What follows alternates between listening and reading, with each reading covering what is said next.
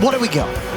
I mean, this is gonna be a good one. It's two great teams, what people to be considered the best carries in the world, the most individually skilled carries. So I have a particular eye out on them. I think the drafts, there's different power points or pressure points rather for different teams. So I envision there might be a lot of action in this game. We'll have to wait and see. Already we have the smoke coming in, but Collapse will be able to put a stop to that. They won't look to make any aggressive moves there. Well, let's see what we have going on the other side of the map. Carlos not going to be... Well, is he going to walk into this? Even if he does, he's in the high ground position as the vision, so not going to get caught. The battle begins. And Root, see who can get this bounty. Is this going to be Root? DM not ever stopping for grabbing that Root. Give him a bash. On the way out, see if he gets him another one in. Not going to roll lucky this time. Just the one. I'm a bit surprised DM is playing the Primal Beast. It's definitely not a signature of his. I'd say between him and Noah, Noah is the much more experienced Primal Beast player. And it's not a hero that's very easy to play on the fly. We've seen people dabbling with heroes they're not super comfortable with. Speaking of lack of comfort, panel talked about Vipers don't like to skill Q recently. No one has skilled it, and this lane is pretty rough for Monkey King if Viper skills the Q. Oh, yeah. You can see it already starting. How would you imagine when you are, obviously, as you say, no one taking the Q because of the fact that he wants to abuse the fact he's against the Monkey King in lane? Where do you go from this point with this build? Like, how many points are you putting into the Q? Do you still max it out, or do you kind of just keep 1 or 2 in there because you still want to get this, super farm-heavy build online as soon as you can? I think you're doing 2 because it's pretty bad against the other cores. Abaddon can, purge it off, and Timbersaw can just chain away, so you can't actually stick on these heroes. So just 2 points, win the lane, and then I think go back to the W's so you can farm, scale, get this Ags and attack speed slow. I think is really good against Abaddon. That's your best gameplay route against him, because just sitting and turreting him is not that good because he can, purge all your crap off. We'll see how things go for the Monkey King in that mid, how much he can survive through that early harassment from no one on the Viper. So looking at the other lanes, down bottom, Collapse. Taking quite a bit of damage here for Satanic on that first round of creep wave with the flat cannon coming into play. And what do you sort of make of what we're going to get out of that bottom lane situation? It's pretty rough, I think. This is 2 of the hardest counters to Timbersaw, both of them in 1 lane. And they also did a really cheeky play. Level 1, the Primal Beast ran down to bottom and trampled all the trees down. So it's full vision for Gyrocopter to continually just spam flat cannon. You see Collapse has already ferried out a salve, and that's with only having 3 CS, so he still has his starting items 2 minutes into the lane. This is not going to be happy times for him, and something happened with the wave pull. I don't exactly know what, but it's also not that common, I think, for Spirit to play wave pulling lanes. They're much more of a straight up standard, we play the lane, we last hit, we try to beat you in lane, so an unusual take from them. A little bit of a find there, though, for Rue. We'll be able to get the courier of Satanic, so the Blades of Attack will be put aside for an extra minute or so. 9+ ready to try and mess around with him up. Back up on the top lane, DM. He's able to get in on top of Panto and take him out. Ducalis himself did get a little low, but PARIVISION as a whole coming out on top of that one. They don't lose anyone themselves. I'll be honest, this early game, I can see it start to get kind of out of hand for Spirit. Bottom lane is certainly a loss. Top lane, I think, doing better than expected. That was supposed to be Spirit's 1 lane that we're going to do well, and mid. There's not that much you can do about there. And from the supports, it's a Spirit Breaker who's very low damage and a Ringmaster who is now sort of losing his lane. So I don't think the rotations will be coming mid for a while, and I worry for Spirit's ability to make plays. They're going to need to get creative with how they move their heroes around. Yeah, a lot is going to be on the sort of shoulders of the supports, Rue in particular, to try and find any little opening they can during this early game to make sure they can try and find opportunities to get something that favors back their own way. Top lane, a lot of damage there going on towards your Toro. Got to be careful. At the same time, down bottom, also Collapse once again, falling very low on the HP. This damage that PARIVISION are very easily able to just blast out during this laning phase. They're not stopping either. How on earth can these 2 heroes fight back against a Bat Rider and a Gyroc? What can they do? They can't even go near them. Again. I'll put the fortification at least, but Satanic still happy to flack off the creep wave and continue to just keep Collapse super low in this bottom lane. Enough to get himself another set of tangos ferried out. Buying boots first on Timbersaw, something you almost never see. Adapting to the situation, but it's not a situation you want to be in. Dire's courier has been Satanic will get the delivery, but again, Brute, he's getting the courier. You know, second time round there, getting that courier from Satanic. Same time on the other side of the map, Yatoro is the carrier, also losing his courier. To Carlos able to get in and snipe that one. It is a pretty good Abaddon carry game. Yatoro, I think he's probably their best bet on Spirit in terms of, you know, fighting once he gets that Radiance online. Very good against Primal Beast, good against Gyrocopter, and Viper is not the end of the world by any means, so he's in a pretty good spot for himself. His farm keeping up with the rest of the cores. And we know how clutch Yatoro can be. And what is sort of the plan from the mid when you're the Monkey King in this sort of situation? It's just to do your best to not die, get the XP that you can, and then at some point be able to move to, you know, start clearing some neutral camps, or are you looking at these early sort of rotations and involvements in the side lanes to sort of get your game online? Yeah, I think definitely you're looking at the ganks. Monkey King is such an incredibly bad hero at farming neutrals. Yeah. I also think this lane has gone a little bit worse than it could. The block is really, really important in these dangerous mid lanes. You know, sort of the lane against the Huskars, the Vipers. If you win the block, and also if you de-ward his mid-ward, that can do a lot for you, but they did not do either of those. He lost the block, and they did not de-ward the mid-ward, so he is honestly a lot poorer than he should be. This lane is bad, but it's not this bad. They've kind of messed up the start. Those are the two biggest things, and not doing them. Monkey King, it's a hero that it doesn't farm, right? How it takes this hero 35, like a minute to kill a medium camp. Yep. That's too long. Yeah, so. no, and you know, doing exactly what you said as well on the Viper. Really like what no one's doing here. You know, it's not like he saw the matchup and like takes the poison burst fast. It goes all in on the Q. He does indeed just get the 2 points in it, and then outside of that, of course, he's got the caustic buff. He's still going to be maxing out the other 2 spells to ensure that he can just sort of take this lead and just continue to play this incredibly fast farming Viper that we've seen. No, it's a great adjustment. You see Panto doing what he can. He's going to try to drag this wave a little bit. The catapult does die, so cute little play. And bottom lane Satanic able to chase down Rogue. Got a chance to get himself a kill, and of course, as we can see, just staying at the top of the CS. Complete free farm for this Gyro down there. As you say, on the other side of the map, Yatoro still getting the gold on the Abaddon, but this could, you know, sort of check out to be quite a heavy game for Yatoro to carry. And the real issue is Abaddon is not a move maker. This hero farms Radiance before he really interacts with the game in that big of a way. Sometimes we see him gate, but there's no gating happening this game. Satanic is way too strong and Collapse way too weak. And so Spirit, they've got the 2 AFK farmers on side lane cores, the fighter skirmisher in the mid lane, but he's been counterpicked severely and he's bad against Batrider. So in terms of the 3v3s are on mid, they're bad, and ganking side lanes is really difficult. So where is Spirit going to get that momentum from? We can already see the gold lead ballooning up to 2K. I don't know if it's going to slow down. We'll go up into the trees, Lal, at least. Stop the attempt from no one. I mean, Panto's also hit by his side. They're coming in with a charge. Let's see if they can do anything about this. It's going to be tricky, even with the 3 of them, and they already know it. It's just not really a move that they can make, even with the 3 of them around this mid lane. This Viper, far too scary to touch in this early game. Yeah, Mira mentioned it during the draft, but sort of unusual heroes, a bit of a weird look for Spirit, and I think you can feel it in this early game. Rue on the Spirit Breaker, I don't really understand the pick. It's into Batrider, a hero that very easily cancels the charge for, you know, the duration of the game. And this was their last pick, right? It was. Yeah. It's also against a bunch of tanky heroes. There's a lot of aspects to this pick that are a little off.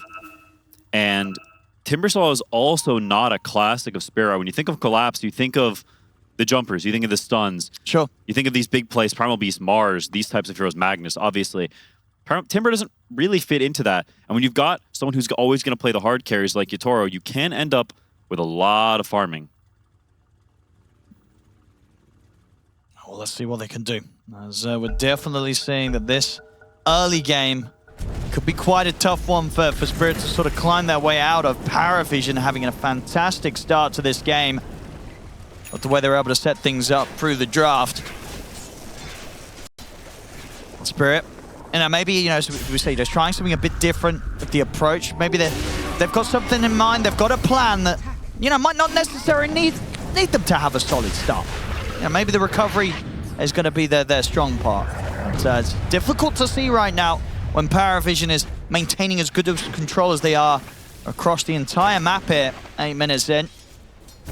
Spirit are, I think, probably the best comeback team of all time. Almost indisputably. So if anyone can do it, it is them. But the pressure is mounting, and This tower's gone. I don't see a way for them to fight back. Nice deny though, at least Panto building the team morale there, gets the denying on the mid. See top. Tora does hit the borrowed time, we'll pop it straight away. Oh boy. Uh-oh. Getting a few pauses here. Some Discord issues apparently. Swap the server again. Happens. But in the meantime, a lot of times in these instances, what you would look for is combining cores together, keeping in when these plays happen, when this pressure is being applied. Sure. You combine as many heroes as you can, and you just get a kill. And in the meantime, supports can take lanes, and you can even things out a little. Yeah, I mean, if we're doing straight up equations, you know, who plus who is greater than who? Yeah. If you know what sort of mathematics is a Spirit looking to pull together to defeat a singular target? Algebra was never my strong suit, but I think we're gonna need a Timber Saw somewhere in this equation for the damage. Otherwise, E equals MC squared. So I think realistically, there will be some look at this top tower specifically because Yatoro is, you know, their highest net worth hero. That if PARIVISION does make a move toward this top tower, the Spirit will be looking with the whole armada ready to TP, send in the fleet, move the troops in. So you want to see them sort of make a defensive play around this tier 1 if the potential's there, because sometimes we do see that sort of move. It can be a risky move, trying to hold onto your tier 1 in the safe lane. It absolutely can. And for now, they're going to keep farming. It's just an idea. I think they have something in the back pocket that, okay, if they make too aggressive a move here, if they mess up a little bit, they waste too much time, maybe we get some shields off and they get low, we can do something here. But in the meantime, you're right. They are just stacking up the Ancients, stacking up that triangle. Timbersaw's classic comeback mechanism.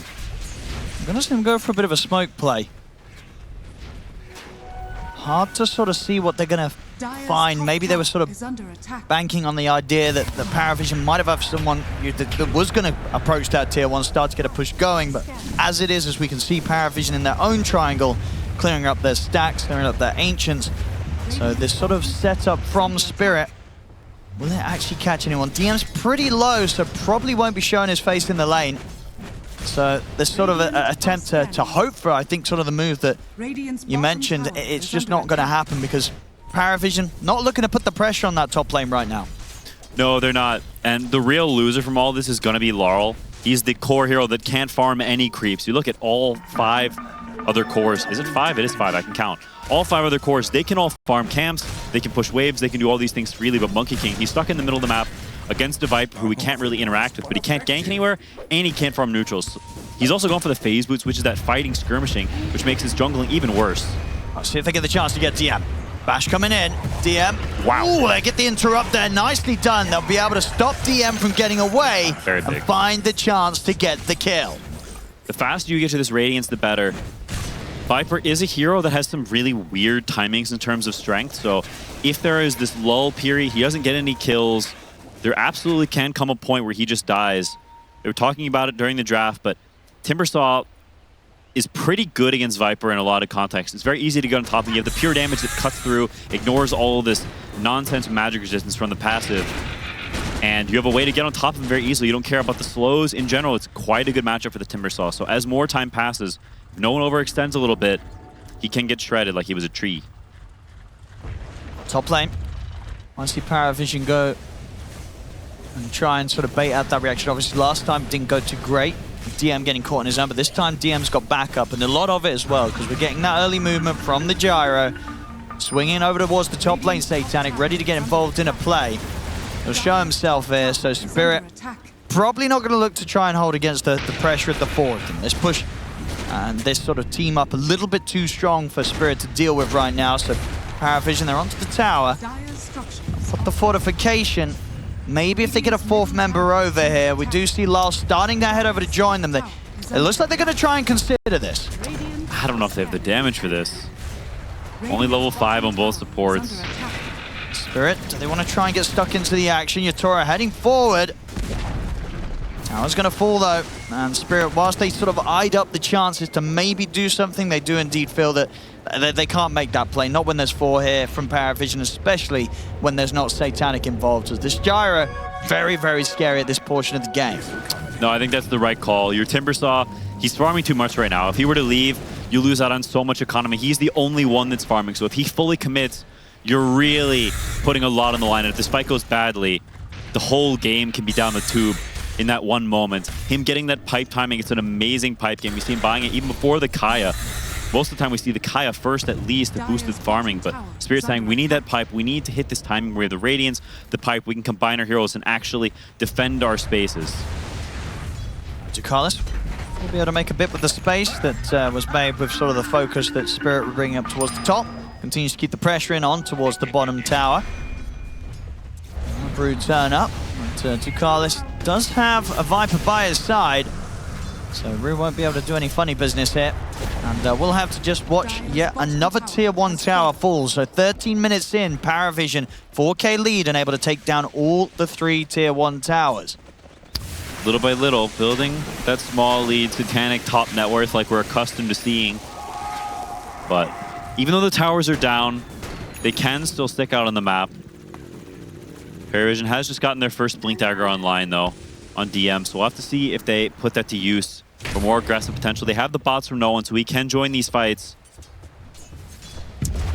And I just have a hard time seeing how Spirit's going to fight back right now until they get that Radiance online, the Diffusal on Monkey King, and maybe a little bit more items on Timbersaw. So PARIVISION, the world's their oyster. They can shuck whatever shell they wish. I'll see where they want to head to. As in terms of further item pickups, 9 class about halfway towards the Blink Dagger. And as you say, Spirit very close to that next round of items. So definitely a chance that they can piece together those extra bits to have the potential of turning up around the tier 2s, but they're gonna have to do it quick though, because there's the Blink reveal. Straight in onto Lal. Lal trying to run away, not gonna make it out though. The trample comes in, they kill him off. They will be able to turn and take DM down in response. So all in all, I guess if you're 4K behind, you probably take a 1v1 core trade, especially when that was also the reveal of the Blink Dagger on DM. Spirit, they don't come out of that empty-handed. No, it's not too bad at all. Laurel, I think, is just destined this game to be extremely poor. The situation he's been put into the game, with the way the drafts were, and after, honestly, like the first 2 minutes in the lane, maybe even the first couple of waves, he's almost just destined. There's no way he's not going to be poor. So he just needs a Diffusal and needs to be ready for these key moments. It's a very typical Spirit game where they have that really rough early game, but if the enemy overextends, Spirit is so good at knowing exactly where that invisible line is. When you cross it, we're going to pounce immediately. They're the best. It's like they have some sort of X-ray special goggles with different lenses so they know where that invisible line is. Quick moves down towards the bottom, and Lal once again has been found. Lasso straight into the damage of Satanic, and no one. He'll try and jump over between the Wukong's command monkeys, but it's not enough. He's just dead every time they see him, and top. So they can get the chance to fight back. They look for Ducalis. They're going to get the ult in, and we'll be able to take him out. DM's going to be able to charge away, but Spirit, once again, finding a little bit of something in return on the other side of the map. Getting your Toro involved, and of course your Toro, his farm, still very impressive. It's a solid Radiance timing. Sure, he's behind Satanic by not, but not by too much, especially if you consider everything that's going down so far. Yeah, that death from Laurel was, that was a bit different. That was just a mistake, going a little too greedy. I think you have to be patient. Also understand that, hey, PARIVISION was up in our spaces quite a bit. You can see that they have the lane ward bottom. That's what they catch him on. I think you need to be a little aware of that. Laurel having a slight lapse in judgment. Normally, he's really, really good at these states because Spirit plays them so often. So, unusual mistake, but he has gotten the Diffusal Blade, and now it's just a waiting game, I think, in a lot of ways for Spirit. But PARIVISION, they're a very, very patient team, as you saw yesterday.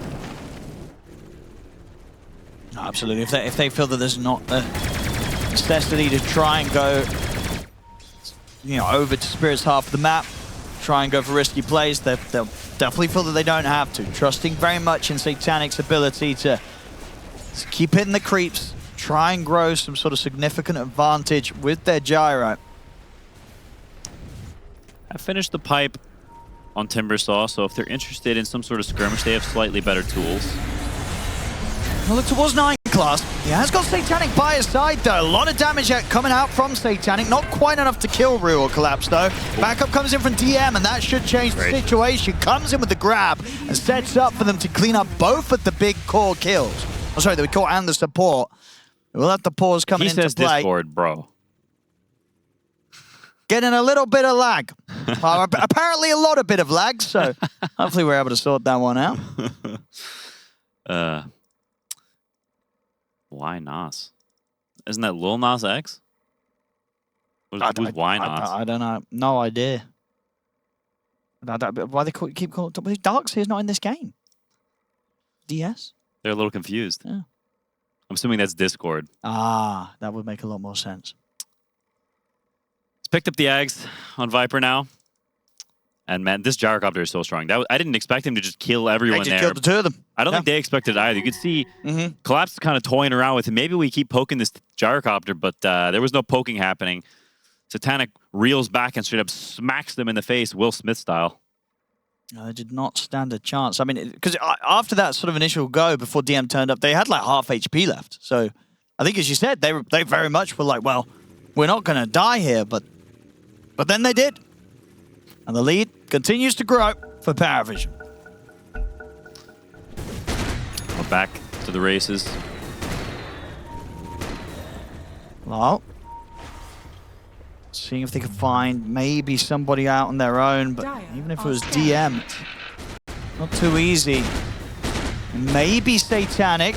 Scan hits. Backups TPing in.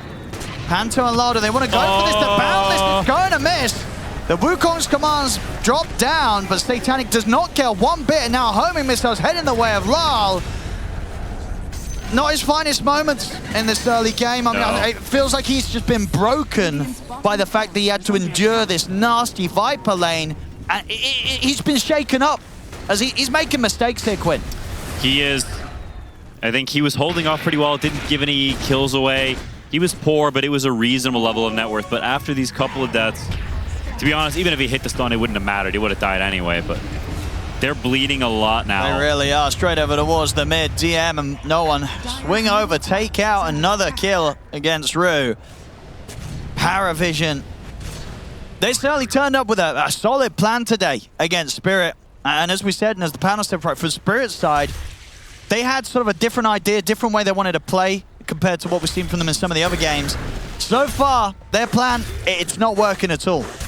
No, it's not, and we're seeing an interesting trajectory on this Timbersaw hero throughout the tournament. It was looking incredibly broken in the past tournaments here that everyone was banning. Well, should be fine. Yeah, let's go back up here. Yatora's also around, so Spirit considering fighting this. Still definitely have to be careful. Satanic is absolutely terrifying at the moment. He is, and PARIVISION, they like this style a lot, where they don't pressure the enemy side too much, but if you try to go into them, then they'll bring 5 heroes and they'll be ready to fight there. Oh, yeah. They're very much a take the tier 1s and farm our side until we're impenetrable. That is very much their style. We've seen it time and time again. And they're very high skill, so they can make it work. Even though in a lot of times, instances, to be honest, most of the kills that Spirit have given away have been them trying to make a move and PARIVISION countering it. I don't think PARIVISION have actually made a move of their own and gotten a kill, except for that trade made it to tier 2, which was maybe the worst thing that's happened for them this game, was that core for core trade. Yeah, pretty much. I mean, can you sort of see why Spirit are doing that? Even though they're behind, do they need to try and take those risks? Or could you have argued that they might have actually gotten away a bit better with sort of slowing it down themselves and there wasn't actually that much pressure on them when you consider how PARIVISION do tend to normally play games out? I think a lot of the moves were very reasonable with just slight misplays in the specific execution. I think if things go a little differently, maybe you get a kill and then you're -1 kill and then suddenly the gold lead is 5k, not 8k. These things snowball very quickly, slight misplays. If Laurel doesn't give away that bottom kill earlier, the sort of the running into the wave and dying, then maybe everything's a little bit different. But smoke time now from PARIVISION. So hiding in the trees. This is going to be the chance for PARIVISION to head over, claim the Tormentor. Get that shard here secured for Carlis. Down bottom, quick moves from Nightglass to no one. They find Rue, tries to TP out, but the damage far too high here between the two of them. And that's Rue dead again. Yatora remains their knight in shining armor. Their sort of hope for this game, as he has Very close to Satanic and Net Worth. Honestly, shocking considering how good of a game this Gyrocopter's had. It's impressive how much he's finding out of the game, where when the game is just kind of completely falling apart around him. But the rest of his team is in the poorhouses. He's eating steak and lobster, and his team is scrounging for bread off the ground. That's a tough one. Tough one here for both Lyle and Collapse. And Lyle, where does he even look next on the items? How do you sort of get or build the Monkey King from this sort of position so that you can have some sort of presence in a fight? It's probably the BKB, but it's a long way away. And even once he has it, Gyro will still eat him for lunch. But I think your best bet is the BKB until you play for that ulti. You find one guy, you ult this guy, you stun him, you drop everything on his head. You get this one kill and you reset. Monkey King is waiting in the trees. You're never starting a fight. You're just spamming stuns. Maybe you jump in and immediately jump back on the trees. It's a very kiting, skirmishing, play on the ridge type of gameplay. Yeah, I mean, they're crushing all the timings here, PARIVISION. They've got the 2 Shrine of Wisdoms at 21 minutes. They get the Tormentor, they get the Roshan. Everything very much going to plan it from PARIVISION. Maybe Spirit find an opening here. They're going to find 9 class, and they're willing to get a little bit of something. And it looks like they should be able to get away before anyone else from PARIVISION swings over. So a little bit of a sign of those sort of moves that you say that they need to look for. They get that little chance for a pickoff. They get it. Every little bit helps, absolutely. And also, this Viper build, to be honest, he's not really committing for the full tanky blob guy. He's sort of going this hybrid between right-clicking and the Ags. I've tried this before, and it feels like there's a bit of a dissonance. Like, in general, you want your items to help each other. The progression of them, you want one item to make sense with the next, make sense with the next, right? They complement each other. These 2 items, I don't think they really complement each other. Pike is, I'm going to kite you. Yeah, one's I'm at the edge of the fight. The other one, I'm in the middle of the fight. So there is you don't like kind of investing in a bit of the best of both worlds? I don't. Being that sort of jack of all trades? Master of none, though. Yeah. I don't think it really fits Viper. I think that's a hero that commits to one identity of play. And so maybe there's some room there, Spirit. Maybe the gold lead is slightly less than it needs. Maybe some gold has been wasted. Item decisions not quite pristine. We'll see. I mean, could it... Oh, we've actually seen them get the chance for another kill against Rue as they catch him off here. Satanic, he's ready, of course, to waltz up to the high ground. 23 minutes in. He's got 3 minutes left on the Aegis. Maybe it's the reason for that build is because Toro is going to get onto Satanic, doing decent damage, but Satanic's getting healed up. Toro will have to back off a little bit. But maybe it's actually sort of because he's playing into this timing, Nolan, of like, well, you know what? We're not going to do the PARIVISION thing where we sit back and take this game super late. I'm going to get this because I'll get that Hurricane Pike and the Shard and just add to our siege potential to close this game up in 30 minutes. Very possible. And it is also a great Pike game, right? Like, it's good against all of theirs. Force Staff is insanely good against Spirit's heroes.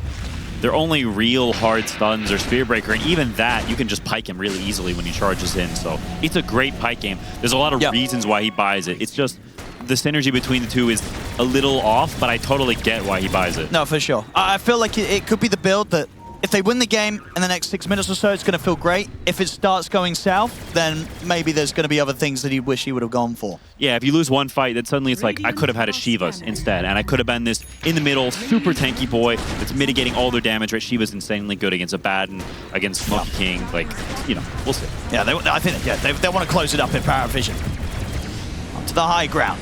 Satanic, caught by the charge. They're bursting him down low. They'll kill him off the once. DM have to put the BKB, gets very low himself. Will back away. Panto caught outside of the base, but he's able to jump back in up to the safety of the high ground. See, for round 2, PARIVISION will hold back with DM as low as he is. Start to heal him back up. And was the Wukong's command used on the defense here by Spirit? Satanic very close to the Satanic. So he will almost certainly hold back before that's on its way out. There it is coming out in the courier now. So 25 minutes in, Satanic online on the gyro. They're very, very powerful. It's a good defense from Spirit, though. They sort of pioneered this way of defending where you need to be back as soon as they hit it, and you need to all-in jump the guy who's hitting the tower and burn this Aegis. A lot of times you don't expect it, and they do get the Aegis out. With slightly worse play, they could have lost the game right there, but the siege continues. Yeah, they're sticking around PARIVISION. See how they want to go for this. Anybody shows on Spirit on the defense, they might get caught out immediately by a jump from DM. Lars got to be careful. PARIVISION, they want to keep this push going, but of course, have to be very cautious themselves not to throw this lead away.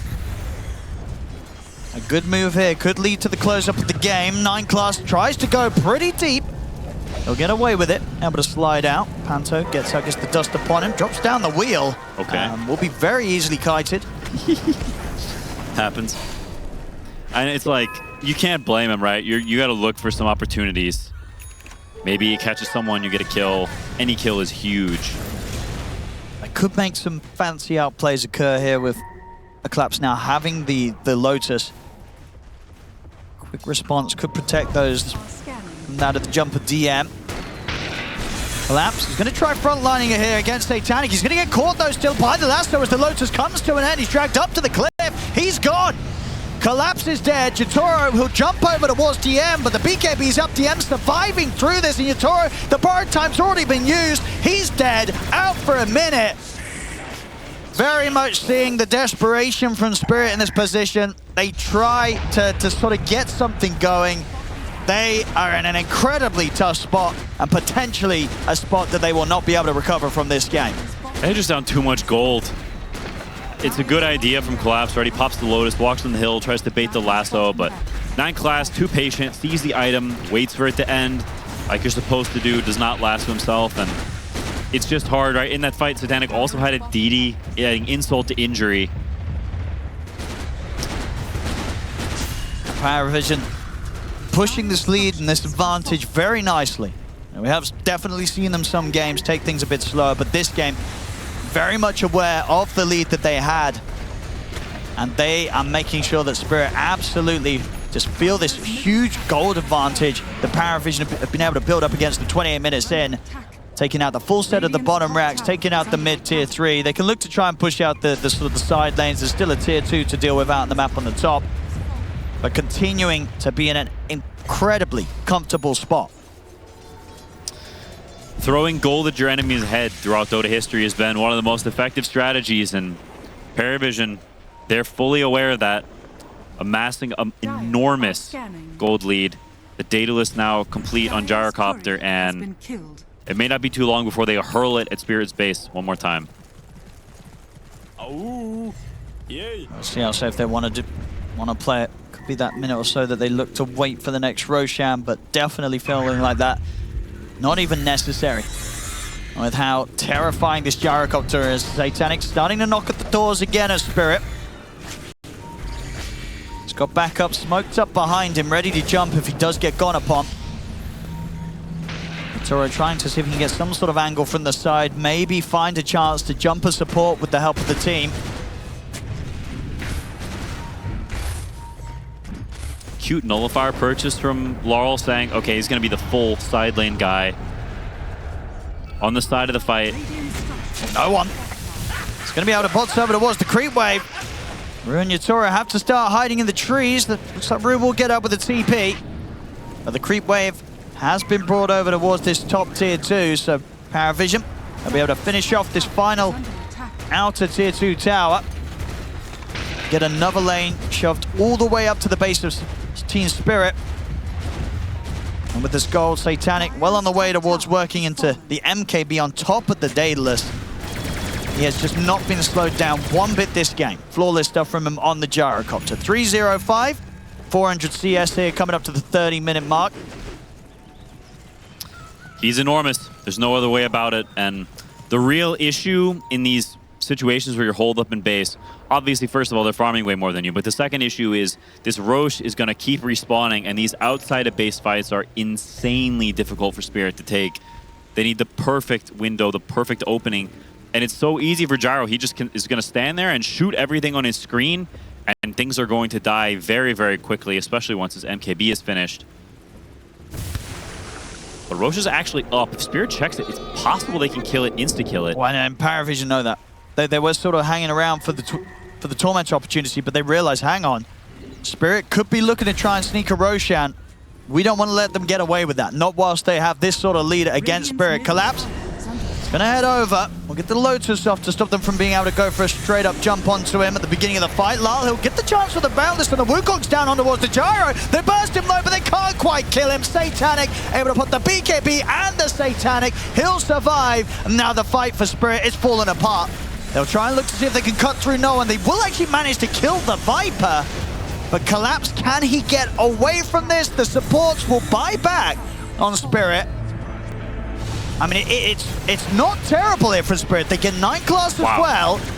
They're now going to try and look towards the Gyro, but the heals are coming out. They can't quite kill off Satanic. Spirit collapses low. OP could be on him. They'll turn back over towards DM. Satanic still wants to get stuck in on this fight, though. Spirit, they've got to try and kite this out. Both teams using both of their supports buybacks for this one. Now the lasso grabs there though. Collapse getting caught. He'll get the chance to Timber Chain away, but DM's in with the grab on towards Yutoro. Will get saved here for now by the Ringmaster. Bilal separated from the rest of the team. He'll get shot down. Rue comes in with the ult over towards the Pugner. The Fear as well, but Ducalis on the run, still alive. He's trying his best to escape and survive with the Glimmer. The life drain, they can't kill him. Collapse is dead. They did manage to bring DM down, but Satanic gets out. Yutoro, can he clean anything else up here? It looks to Ducalis, will get himself another one at the end of the fight. It's a scrappy one, but they do keep themselves in the game, and they do manage to take a little bit away from that lead that PARIVISION had against them. Yutoro getting a decent amount there with the cleanup that he finds. These guys are so clutch, man. No other team, no other group of players in any combination can win a fight like this. In that sort of situation, absolutely not. It's completely ridiculous. What a masterpiece to watch. And this Gyro should have died too. He got turned in slightly the wrong way and didn't connect with the wheel. One of the things that separates this team from other teams is their ability to understand, okay, we need to burst this specific hero. This is the order of spells we're going to cast to do it. And it was perfect. The combination of the Monkey Stun into the charge, into the attempted wheel, Gyro should have died and it would have been a disaster and a complete turn. But even still, incredibly impressive execution from Spirit. Yeah, absolutely. The fact that they didn't just sort of get steamrolled in that fight. They're down 20 how gold. the rest of the game's been going. If they can do that again, I mean, as you said, they were so close to making that victory kind of ridiculous in this team fight if they were able to kill Satanic. They're going to try again. Let's see if they can do it this time. Look at the Satanic. Satanic turns towards Yutoro. He'll get the BKB off Satanic, trying to move into prime position to maximize the damage. He's getting out with the flak. He's managed to kill off the 2 supports. They'll turn towards Yutoro. This time round, the team fight not going to go anywhere near their way, and they realize this game is over. Spirit, they give it a good college try at the end there with those fights, but even for them, as far behind as they were, they couldn't swing it back in their favor. PARIVISION, they take the victory. Between Spirit and PARIVISION after what was a very tough game one for Spirit. PARIVISION coming into the series very, very hot. Let's see if they can do it 2 times back to back, or Spirit can trip them up here in this game too. You know, looking at PARIVISION's lineup, it's solid stuff, right? Sort of across the board, no surprises, nothing crazy with their picks. It makes sense.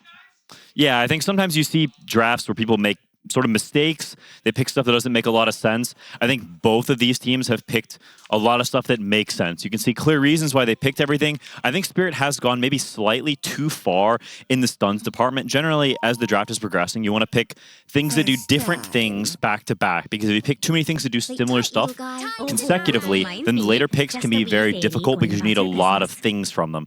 This game, Spirit, they picked DK into Bat into Mars, if I'm not wrong. That's sort of 3 lower damage stunning bros back to back to back. So they picked him where to last to make up for that, right? It's all the damage in the world you could ever want. So doing a pretty good job balancing out at the end, but there are some, you know, they'll need to mix their heroes well to get the proper mixture of damage and stuns. Well, let's have a look. Let's see if we get at least ourselves a bit of a closer game after that first one, which was very, very well controlled from sort of start to finish by PARIVISION. See what Spirit can do. And imagine, you know, this time round, the sort of dynamic that Yutoro is going to be able to bring on the Moeta is quite different compared to the Abaddon. It feels like a hero that can be a little bit flashier early on, you know. And Yutoro, he tried his best to do what he could on the Abaddon. But let's see what that thought is. First blood might potentially be there. Lal He's going to run from the three of them. He'll be okay. In fact, maybe they could turn and sort of chase no one down. No one. It's falling low, but should be fine as he slithers back to the safe side of the river. Nobody to fall. Pretty big overextension from nowhere in there. Some weird dueling happened. What the heck is going on? I think the DK is actually going to be happier with this. Slardars has good regen, but DK's regen is out of this world. And this is a DK favored lane. So Laurel, he drew the short end of the stick last game, had a really tough matchup. This one is very nice for DK. You've got a bazillion armor. You just right-click way harder than Slaughter. Even before you breathe fire him, you got 10 damage on him. You got several armor on him. So it's a good matchup for DK in a lot of stages of the game. So Laurel have a much better shot at this one. And what about on this top lane in particular, right? We saw last time round, Spirit's offlane duo not having a hot start against Satanic. They were barely able to slow him down at all in the laning phase. Is it going to be a bit easier this time, or again, do you sort of see things that could lead this to be another clean start for Satanic on the carry? I think Satanic will farm just fine, but I definitely think Spirit will also have a better start. You can see them getting a very clean wave pull-off, so they're already off to a more of an even pacing up here in the top lane. And Collapse, he is, you know, him and Amar, the two best Marses in the world, I think pretty much uncontested.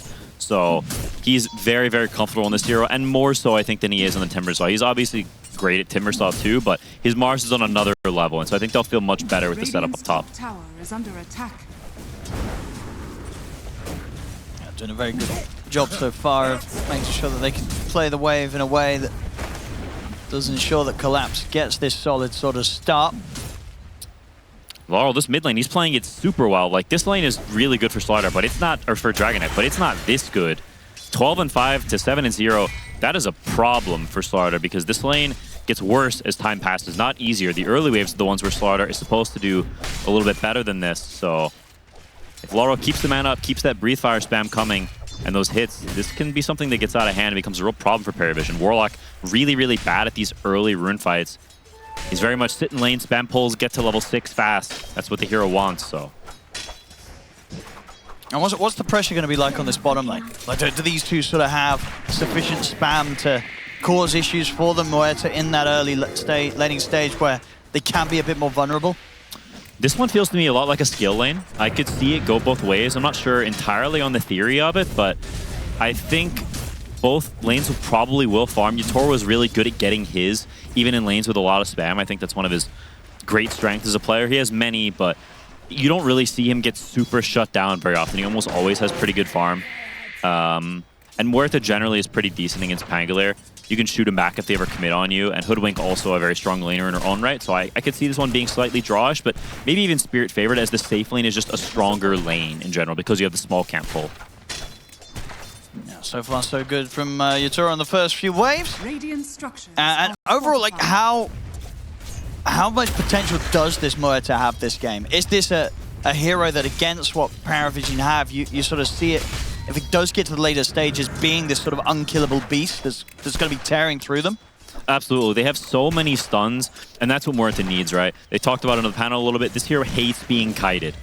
She hates it. It's her biggest weakness by far because she is chained to her ulti. When the ult ends, everyone jumps you and you get insta-killed. But inside of that ulti, you will kill everything. In this game, every single one of her other heroes has a stun one way or another. So she has plenty of things to set stuff up for her. If they do get to this mid and later game phase, I think this Muerta can become the absolute boss of the game. PARIVISION did see them last game close up the game very nicely at a very respectable time. Would you sort of imagine, because of the potential that Spirit could have with the Muerta down the line, that we will see PARIVISION again do their best to try and play to this early lead and not necessarily sit back in the way that we did see them attempt to play some of the games out in the other days? It's very possible, but PARIVISION, I think, just as a team, we just don't see them play fast very often. Even in games where I look at it and I think, oh, they're going to play faster this game, they choose not to. And so if they did, it would genuinely surprise me. I think it would be in their interest to, Ganking Muerta, Effie mentioned it, but gate ganking this hero is very, very strong. It's one of the best heroes in the game to gate gank. These ranged, squishy bros, Muerta, Drow Ranger, this type of hero is especially vulnerable to these gate ganks because they're slower, they have worse HP regen, and here it comes. Let's have a look. They get the setup here with the Brambles. He's going to actually get caught by the second Bramble as well, and they'll get in with the jump. The shield crash, take him down. First blood for DM as they kill off Yatoro. That's a great move, and every kill you get with Warlock is huge. This extra XP, getting this 6 super, super early. This is the risk when you pick Muerta. The lane, if you're in a straight 2v2... Are they going to find Panto as well? So they'll get themselves a bonus kill off the back of that move down towards the bottom lane. That's 3 book charges already. As now Rue TP's down as well, so whatever pressure they had potential for going on top, that's probably gone now as they commit to laning towards bottom for the time being. So Satanic will be freed up and have that free farm that we see Satanic get so frequently. A little bit of a different look from Warlock. We haven't seen a lot of Warlocks get this active, but Ducalis now 3 book stacks. He's on the rune. They're not giving Laurel that guaranteed rune, so playing for a little bit of that 50-50. That's it. Okay, Ducalis will happily drop the second sentry there to sort of secure that situation. We'll end up just with the power rune being denied. Neither team able to secure that for the pickup of their core. Lyle getting that early damage onto the mid-tier 1 here with the first Dragonfall. So had a very, very good time this lane. Obviously, this could be quite the difference maker in terms of how we saw that game fall apart very early for Spirit last game. This time round, they're going to have Lyle in a very solid spot where he's absolutely going to be able to have that impact that they need from the mid. Absolutely. And I think it's possible Spirit is going to have to play a more defensive style in general because Muerta is so susceptible to those ganks. So much of your gameplay is defined by this hero. When you have the Drows, Muertas, these types of heroes, it's a Drow game. It's a Muerta game. You need to protect this tower. You need to keep her safe there because these heroes farm jungle really inefficiently until they get to that Maelstrom and more levels. So keeping this place alive, fighting around the Muerta, I think Spirit will be very, very ready to TP if there are more dives in the future. See the 6 out from Mars now. DK, not the best TP'er, so I think we'll see him farm it up, at least for now. Spirit will not want to give the safe lane tower up. We'll want to keep Yatoro safe from dying again. Yeah, because they do really want to look for this opportunity again with the 3 of them PARIVISION. They want to make sure that Yatoro does not feel too safe down here at all. Doing their best here, Spirit, to not get caught out by another dive. And in the meantime, mid tower is just going to die. But it's honestly the right call from PARIVISION. It's a DK against a Slardar. Your supports are not good enough at fighting. It's an inevitability this tower dies. It's not a matter of if, but of when. Because they're seeing if they can get a chance for a kill as well. Collapse and Panto both turning up towards the mid. This is on a timer, though. Top wave is pushing in. It's getting more and more obvious. Yeah, it's been hit by the scam. Yep. They know the Collapse is waiting on the sidelines, so at least no one. He's not going to get caught. Ducalis, he will, though. Still gets caught by Dragon Tail. Collapse is able to head over, so they won't quite get the mid kill that they're hoping for, but they will get a kill, and they will be able to, of course, finish that tower off. Yeah, that was, you know, it's just a support dying. It's not the end of the world, but he knew they were there. That was just straight up a mistake from Ducalis. And it's big. When you give away these kills, it has way more impact than it looks at first glance. Gives a nice boost of gold and of XP. If Collapse runs all that way and gets nothing for his time, it feels really bad. But just getting that one singular kill, ensuring the tower, makes that feel all worth it as he's keeping on par with Satanic. So it's not the runaway mega carry we see game from Satanic as we see so often. He's on par with some of the others. Bottom. Trying to chase Yatoro out of the safe lane again. Even feeding himself, Panto. He's also got the Polywog Charm, a great one for the Muerta. Keep that HP up, as we know Pango's going to want to keep spamming him. They've been trying it, but he is still full HP down here, and the tower very, very healthy as well. The real issue for Spirit lies in that without the Muerta, without the silence applying on this TB top, it is not easy for them to bring him down, and so in terms of where your ganks are coming from, there's not that many, and so Spirit's game plan for now is very much farm it up and wait for PARIVISION to overextend in some place. It's going to be a little bit of a slower period of time unless they want to go for a gate gank with this Muerta to bring even more numbers, bring 4 or even 5 to this top tower. is potential there, but apart from that, it's going to be a farm fest for Spirit for a little bit. Yeah, it's definitely allowing them to have much more of a shot of a game as opposed to how things fell apart rapidly in that game one. Laura will be going for the armlet, so we talked about how Spirit have a lot of stuns and maybe not quite enough damage until a little bit later when Muerta comes online. Laurel's saying, I'll help. I'll be some of that damage, and we can buy the Blink on the Batrider and the Mars, two heroes that almost have no flexibility in their item build. It's either the Eul's or the Blink for Mars with practically no room for anything else. Again, just seeing if they can get a chance to catch on to them bottom, but Yatoro continuing to do well, despite the fact that it does feel like he's had kind of 3 heroes sitting in his lane for quite some time. Haven't quite been able to find that chance to go on him again, and they're going to look elsewhere. See if they can punish Collapse instead. They make the move towards the top through the Twin Gate, but Collapse looks like he's reading this pretty well. Holding back a bit, and obviously Tukalis really wants to try and make a play happen here around the fact that he's got that Golem ready to go. Collapse is still pretty beefy, so making this play, things have to fall into place perfectly. Let's see if they do. As they'll drop the Golem, he'll get the arena down immediately, making it kind of awkward. As Satanic is trying to approach, but the Spear's going to push him back. Collapse, he's going to be able to back off, and he will survive this attempt. So very nicely played there. Sort of as soon as he smells something up, he just drops the arena to stop Satanic from being able to get the hits in onto him. Pretty cool TP from Laurel as well. They have these massive ancient stacks, so to give these up would be a disaster, so they're going to come and push off this Golem. Killing that Golem is a really big deal. Warlock can get a lot of economy off of farming creeps and random cutting waves with it after the fight actually happens. So TPing, killing that, defending this area, and defending their ancient stacks is huge for them. DK is going to farm this right now with the armlet flying, and he's going to get really, really big off this. Very, very good read and reaction there to the move the PARIVISION tried to make on the top lane. Spirit ensuring that despite PARIVISION's sort of signs of aggression on the top and the bottom lane, that they're not getting these kills that they'd hoped for. And Yatoro playing safe against them, only dying that once, and up on top Collapse, not letting himself get caught out by these sort of plays. This game really is highlighting the difference slight tweaks in draft can make. This game Spirit's so much better at fighting around these runes, the support synergizing really well with their mid, and such an important aspect of drafts is that metric. Can your supports fight with your mid? Do your spells make sense together? Do you have, like I said before, that mix of damage and stuns, of catch? It's a huge deal, and Spirit, they've done a much better job of this, and now up 2K with only 1 kill. That's purely off the farming and efficiency from these stacks. 9 class. Just going to be able to snap up some of this XP around Yatoro. Can start to mess around with him, at least try and scare him off. But obviously won't be anything else to follow that up, even if it did connect. We'll see at the same time, Collapse getting the chance to push back in on the top. He's got backup coming in. So sort of hoping to bait some sort of play, but PARIVISION, they're aware of that sort of move. They hit the scan. They know that their Spirit smoked up behind Collapse. Still, though, this angle might catch them by surprise. I mean, Tukalis is going to get coy. I mean, I feel like a second time where PARIVISION, they're hitting these scans, but Tukalis, he's not getting away from these moves, even though they see him with the scans. It's the second one.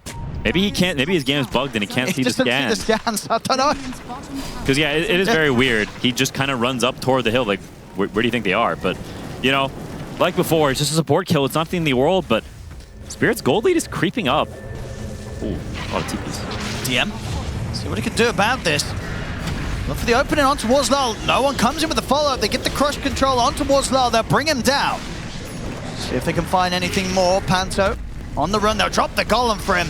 They want these kills, PARIVISION. It's been a bit of a slow early game in terms of kills, so they're happy to drop the ults and such, and it will allow them to get a second pick off. Sure, the tower still goes down, but PARIVISION at least able to pick up a couple of kills, and one of them being a big one as well, taking Lal down. Same time, they'll also get the pressure onto the bottom lane. Satanic clears up the tier 1 down on Spirit's safe lane. And then immediately TPs to mid too. Such an efficient player. knows exactly where to be to get that gold, but those kills are huge for Slardar. You can see the whole time that DK is farming these stacks, farming way faster and sort of pulling ahead. Slardar is trying to farm that blink, finish up that playmaking tool, and as soon as he gets it, he puts it to good use, gets a couple kills, gets a tower. That's really important for this hero that he doesn't continue to fall behind because the economy was going really, really well for Spirit, so PARIVISION pulling it back into their direction in a big way. Bottom, collapse. He's going to get the opening onto DM. As DM pretty deep here. Has got any way out of this? He'll get the shield crash off. Swashbuckle as well. Shadow Word's healing him up, but not enough to save him. Damage coming out from Lyle. Too much to survive through. And now the potential for Spirit to set up for more. They get the angle with the spear. Straight in on towards 9 class. Spirit, they'll punch back and get 2 kills back their way. And that's Spirit's ideal formation, right? 4 heroes running around, fighting, creating space. And the meanwhile, Yutoro, he's off on his island. He's farming it up to his heart's content. Satanic actually chatting up on him. Holy crap. Is he going to kill him? I mean, Yutoro's going to pop the ult here. And get the great headshot, and he's got him. Call an ambulance, There but we not go. for me. Absolutely. I mean, maybe no one still gets the kill at the end of it. So, you know what? PARIVISION, they get the trade in return. But, yeah, Satanic, he felt that he had that. He did not. The big dog, the old goat of, I mean, at this point, he kind of is old in a way. He's been, you know, the GOAT for several years now, saying to the challenger, no, no, no, no, no. I'm still the boss of the carry role. And despite dying, obviously, after, it's still quite a nice solo kill, of course, to get there between the carries, favoring Yutoro. Even that slight lead here, Team Spirit. No one will be pretty happy with that, though. He gets a shard off that. He gets a bunch of waves of farm. He's like, yo, thanks, Satanic. Like, taking one for the team. Oh, a bit more chance of a jump online as well. The bat nearly with the blink online. And Spirit themselves could look to play a bit more active. Radiant's middle And these tower multiple is under jumps attack. that they do have to start plays. Well, of course, have to be careful of the timings on PARIVISION. They don't want to go jumping straight into a golem. Spirit's positioning right now very claustrophobic. No one has pushed top all the way and is keeping control up here, keeping sort of that grip on this top lane. And in the meanwhile, there's plenty of heroes pushing this in. So Spirit, they're going to make a smoke move to try to fix things because their lanes are pretty rough right now. Yeah, I guess quite a nice find there. He's able to pick up the Wisdom at 16.5 minutes. It's been sat there for 2.5 minutes. They hadn't taken it on Spirit. Forces the ulti on Yutoro. Bottom lane. They look for the jump. Fear comes in on the 2 of them. Not going to be enough space, though, to save DM. DM still gets caught. 9 class at least able to Shadow Realm and TP out. Meantime, no one is being quite the nuisance. He's sticking around here, and if Yutoro walks the wrong way, he will get splatted by the big fat fish. They even pop the smoke. They know he's here. He's going to have some backup by his side, though. Collapse. TP's over. 30 seconds until the Pierce the Veil's back up for Yutoro. It's a smart read from Collapse. These players have such a great feel and intuition for the game. Whether it be through comms or just being so doggone good. No kill for no one here. PARIVISION, could they look to try and just go into the Roche, put the Slardar on the TB and take that? As I say that, they're going to get the jump on Awards, but he gets the ult off and he's got Collapse here to back him up. They'll drop the Golem. He's so low here, Yutoro, he will still end up falling. But again, not before he was able to take down one of the cores himself. Kills off Noah on the mid. and no one had some crazy sense for where he was, stuck around even after it felt like things had petered out. Collapse. Oh, he's going to find 9 class pretty easily here. Zooms over towards him.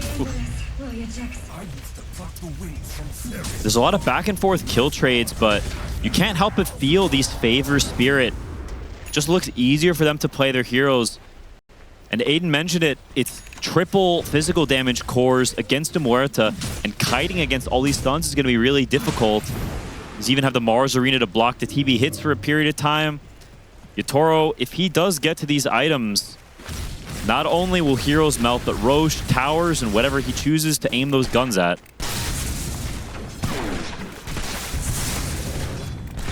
PARIVISION, they do still have Satanic very much up there, level with that of the top farmer of Lal, in fact, at the moment on Spirit.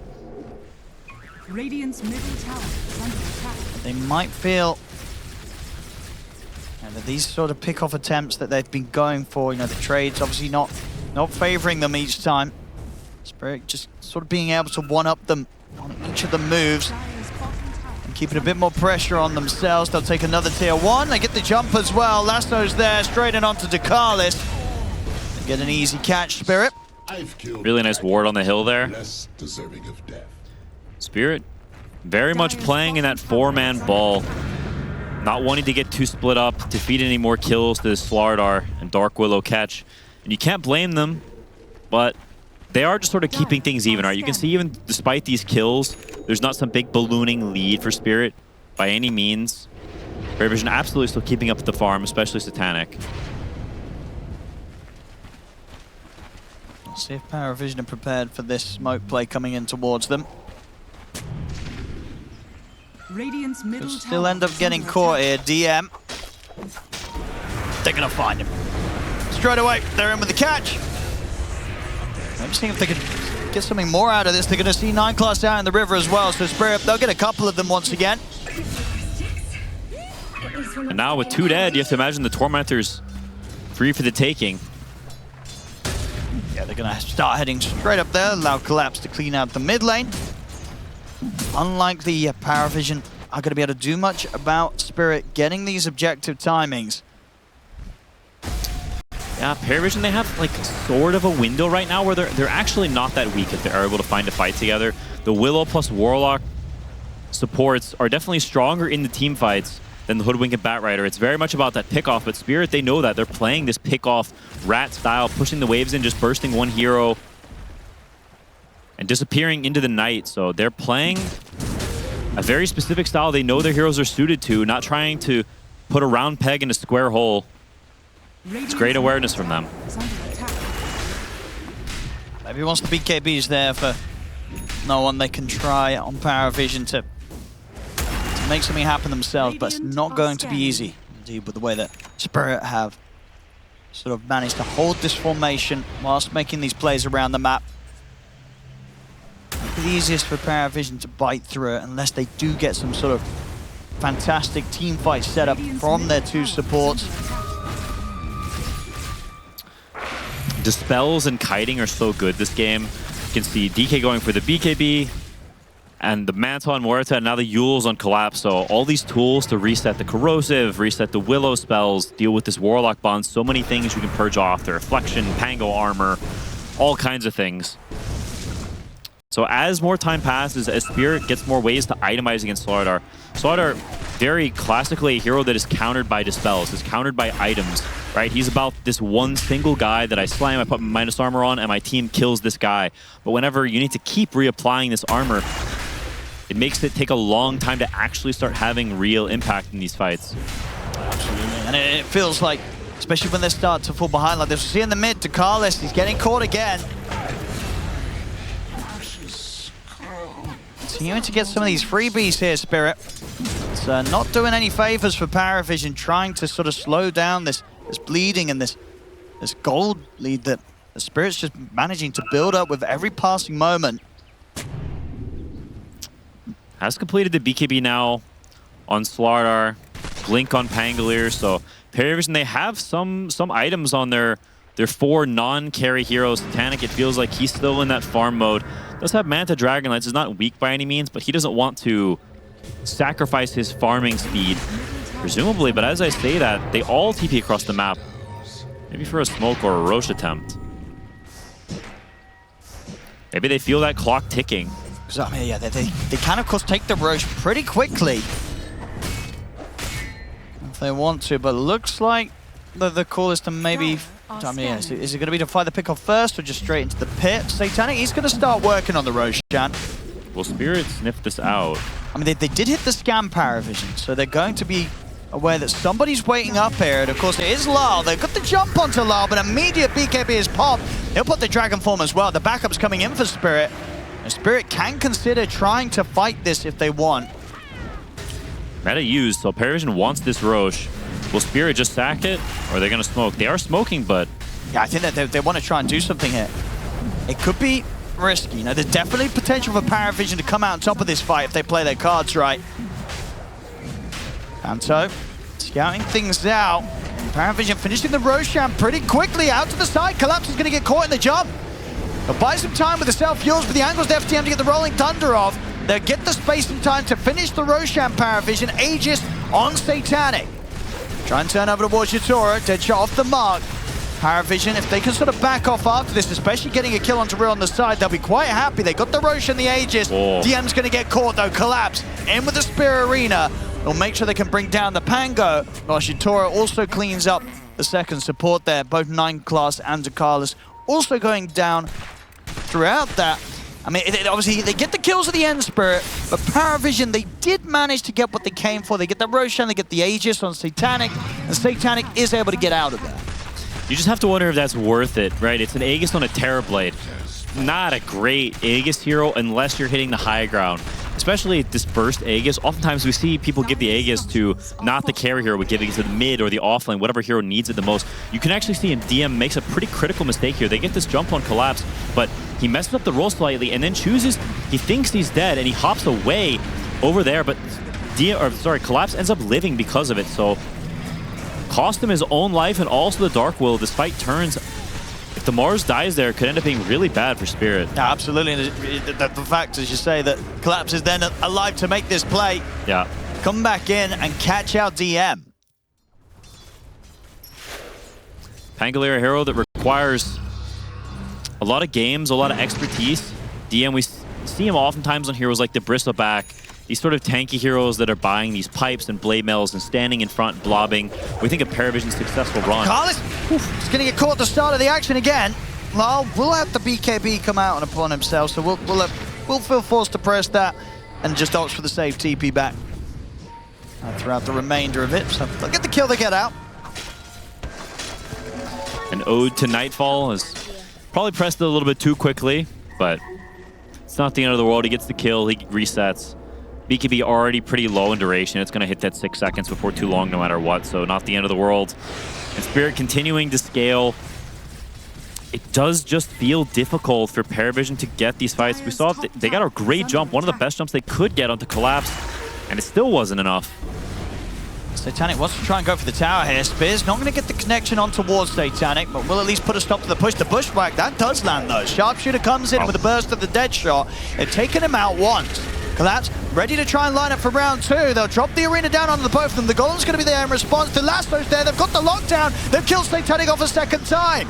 Spirit able to ensure that Satanic does not get to play on his second life. They lock him down. No chance for Sundra to able to get any sort of damage out. Spirit hitting hard there as PARIVISION getting a bit cheeky. They felt that they could sort of get away with hitting the tier 1 in the mid. They absolutely could not. No, hitting towers against Spirit is always going to be so risky. They're so good and so quick about jumping the right hero, knowing who they can burst, and in this case, they definitely can rip through Satanic. No BKB on the respawn. You can see there the weakness of this Aegis. Sort of sheds some light on that prior encounter. It definitely feels like those kills they gave up for the Aegis were not worth it, and now down 15k at only 27 minutes. Spirit's cores, practically all 3 of them topping the charts. It's not what you want to see as PARIVISION, and special shout out to Laurel this game. He's at a great early stage, great itemization, going for the armlet before the Blink Dagger, and just been really, really solid. Absolutely. I mean, you got to imagine after that game 1, there's got to be a little bit of that, right? I can only imagine, right, as a mid player at this level, when you get completely sort of just knocked off your game in the first game of best of 3. Game 2, you put everything into coming back harder than ever, and Lau really is. No, he's absolutely had a great game, and they've set him up much better too. It's all right. Ooh, look at the DM. He's going to be able to get out. Brew not quite able to find a chance to get a lasso in on that. That was close. This Pangolier hero, in these types of situations, when you're behind like this, it's so hard for you to actually do very much. You are one roll. When your roll ends, that's it. You've got nothing left. And Spirit has so many ways to kite it. You need to be able to chain your spells just right, have your TB there, right? The Slaughter and Pangolier, they're not killing anyone on their own. TB is essential for any kill they get. So the execution for PARIVISION in these fights is extremely high. They need TB right next to every target they want to jump. They need the timing of the jump and the positioning to all be extremely precise. Because in these fights, PARIVISION, obviously, with the sort of lead that Spirit have against them, it's very, very difficult. But if they do find a way to get the jump somehow onto the Muerta and take the Muerta out of the fight, you know, see in the mid, 9 class, likely to lose his life, gets clipped out by the dead shot as well coming in. You know, if they can somehow just blow up and deal with the Muerta, you know, what are the chances that Satanic on his Terrorblade can still sort of solo carry the rest of the team fight in the rest of the game? I think he definitely can. It is still a great Terrorblade game in a lot of ways against those first 4 heroes. Yeah. They don't have the most damage. He's got a Warlock with a Glimmer and the heals to buff him up. He's got the amp damage to help him out as well. There's a reason why they picked it. Satanic is a great TB player. I think it is a lot of jumping that Muerta, because if she is not, I have a hard time seeing without the BKB on Satanic that he can fight into this Muerta. No, for she's sure, going to press her ult button and she's going to kill him in 2 seconds. Yeah, she's gonna kill everybody. Yatora in these fights. Definitely working out to be pretty ideal pick, and some very smart play from Spirit has lent them to be in this very comfortable spot now. Striking back very, very well after that rough game 1 against PARIVISION. And even AC finished on Laurel now, further countering that very heavy physical damage trio from PARIVISION. Super good item pickup and super good on DK, synergizing with the minus armor. It's adding fuel to the fire. Spirit out on the hunt. Not going to quite find any chances to get a catch up top, because PARIVISION this time a little bit of a step ahead. Making the move out on the mid lane themselves, also with the smoke. Everything, I think, is going to circle around that Roche timing. Still a minute before it can start spawning. They're going to get the Tormentor. And I think Spirit probably pretty content with just getting more items. Obviously, they'll have to find a fight right now. They know they're considerably stronger than PARIVISION, but they can't get their hands on them. They will be okay just farming it up and playing for that Aegis. They might get their hands on no one down here. Radiant are scared. No one. He sort of reads the situation. He's out just before Spirit did start to sweep back through their own jungle. Yatoro knows. He absolutely knows. And collapse. Oh no. It's going to get the opening. They've found Satanic. Obviously farming in a place that was very deep, but of course that he felt would be pretty safe. But as you say, well, this is just sort of a straight up read of a Spirit knowing and a Yatoro knowing what sort of angles this Terrorblade's likely to be looking for to farm back into the game. I think when he fired his dead shot to the other camp, I think it might have also just barely clipped vision of it. I'm not sure if Satanic realized that. Stuck around a little bit too long. Maybe could have TP'd out slightly earlier, but that's a big death. All their eggs are in Satanic's basket, and that basket is now spilled all over the ground. Yeah, dead for 40 seconds. I mean, plenty of time for all 3 of Spirit's cores to continue to amass power and just bring down this push on towards the mid lane with Yatoro. Looking towards that big damage pickup next. Looking at the Daedalus. And Collapse continues to find setups across the map. He's got his hands on Dakalis. He'll drop the arena. No messing around. As they don't really need to hold back any of these spells for the team fights to still go in their favor whilst they're at this position. 20k gold lead. They are big chilling as Laurel pops the ult and heads toward the high ground.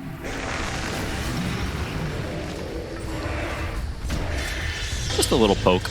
They're still playing for that Roshan. They know the free ticket to winning, get that Aegis onto Yatoro and have him walk up the hill and just start shooting.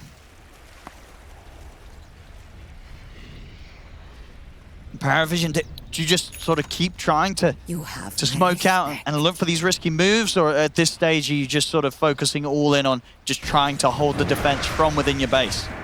It's either a base or if it's a good defensive ward that Spirit doesn't deward and happens upon. Overextends a little bit so you can get that clutch jump. I think you have to start the fight from smoke. You have to see them right? Because they have so many ways to kite. You need to know that you're going to get a clear jump. It's all about the vision, where Spirit is standing. And it looks like Satanic feels like, I'm not fighting in general until he gets that BKB. Spirit postured very heavily around mid. Maybe they even try to push before the Aegis. Abuse that lack of a BKB on Satanic. Dire's middle tower. Torres going to start teasing. Radiant's top tower is under attack. Force out the fortification. Dire's middle tower is under attack. Roche is up. They don't know about it. That's the tier 3 Dire's gone. middle tower has fallen. PARIVISION unable to do anything about that for now. Smoke now coming in from Spirit. They're going to maybe Attack. see if they can still get this jump into the base or catch someone out on the map. And at the moment, as we can see, Satanic is the one out here. Of course, trying to find whatever sort of farm he can. Radiant are scanning. Is he going to read this sort of move? He's in the high ground position. Will get his eyes on a Collapse, but Collapse, he's quick to get his eyes onto him. He's got the setup, can buy time for the rest of the team to swing across and take Satanic down again. Uncharacteristic amount of deaths for Satanic. 1-4-1. Not even close to top net worth. Those are not words you can say very often about this player. So consistent, so good at dodging these ganks. But this game, it's felt like his spidey senses are a little bit off. On in the mid to Carlos. Glimmer will be there in time, but again, Collapse happy to drop the arena for him. Make sure there's nowhere for Ducalis to run. As PARIVISION continue to fall apart in this game too. This is not an easy one or a fun one, as you could imagine, for them to play out. It's starting to get very, very rough. At least it has been for the last 20 minutes or so. And anywhere they go out on the map, Spirit, they know that they're there. No one's going to have to put the BKB and TP out. He'll get out this time. At the same time, as we can see, Spirit able to move into the pit, get the Roshan Aegis into the hands of Yatoro. They are very ready to go straight for the base of PARIVISION if they want to, Spirit. We saw that move early in the game. Ducalis going through the gate, getting that kill in Yatoro, getting a support kill afterward. And since then, it's felt like not a single thing has gone PARIVISION's way. All Spirit all the time. Kill after kill after kill. 24-7 the score. Spirit most certainly in the driver's seat with the completed Daedalus. BKB in the backpack on Yatoro. He doesn't even need that thing. They need an insane hold here, PARIVISION. Can they pull it off somehow? It's not looking likely. You never know. I've seen some crazy comebacks. There's the smoke. PARIVISION, they know that they're going to have to take the chance to make this play even into the Aegis.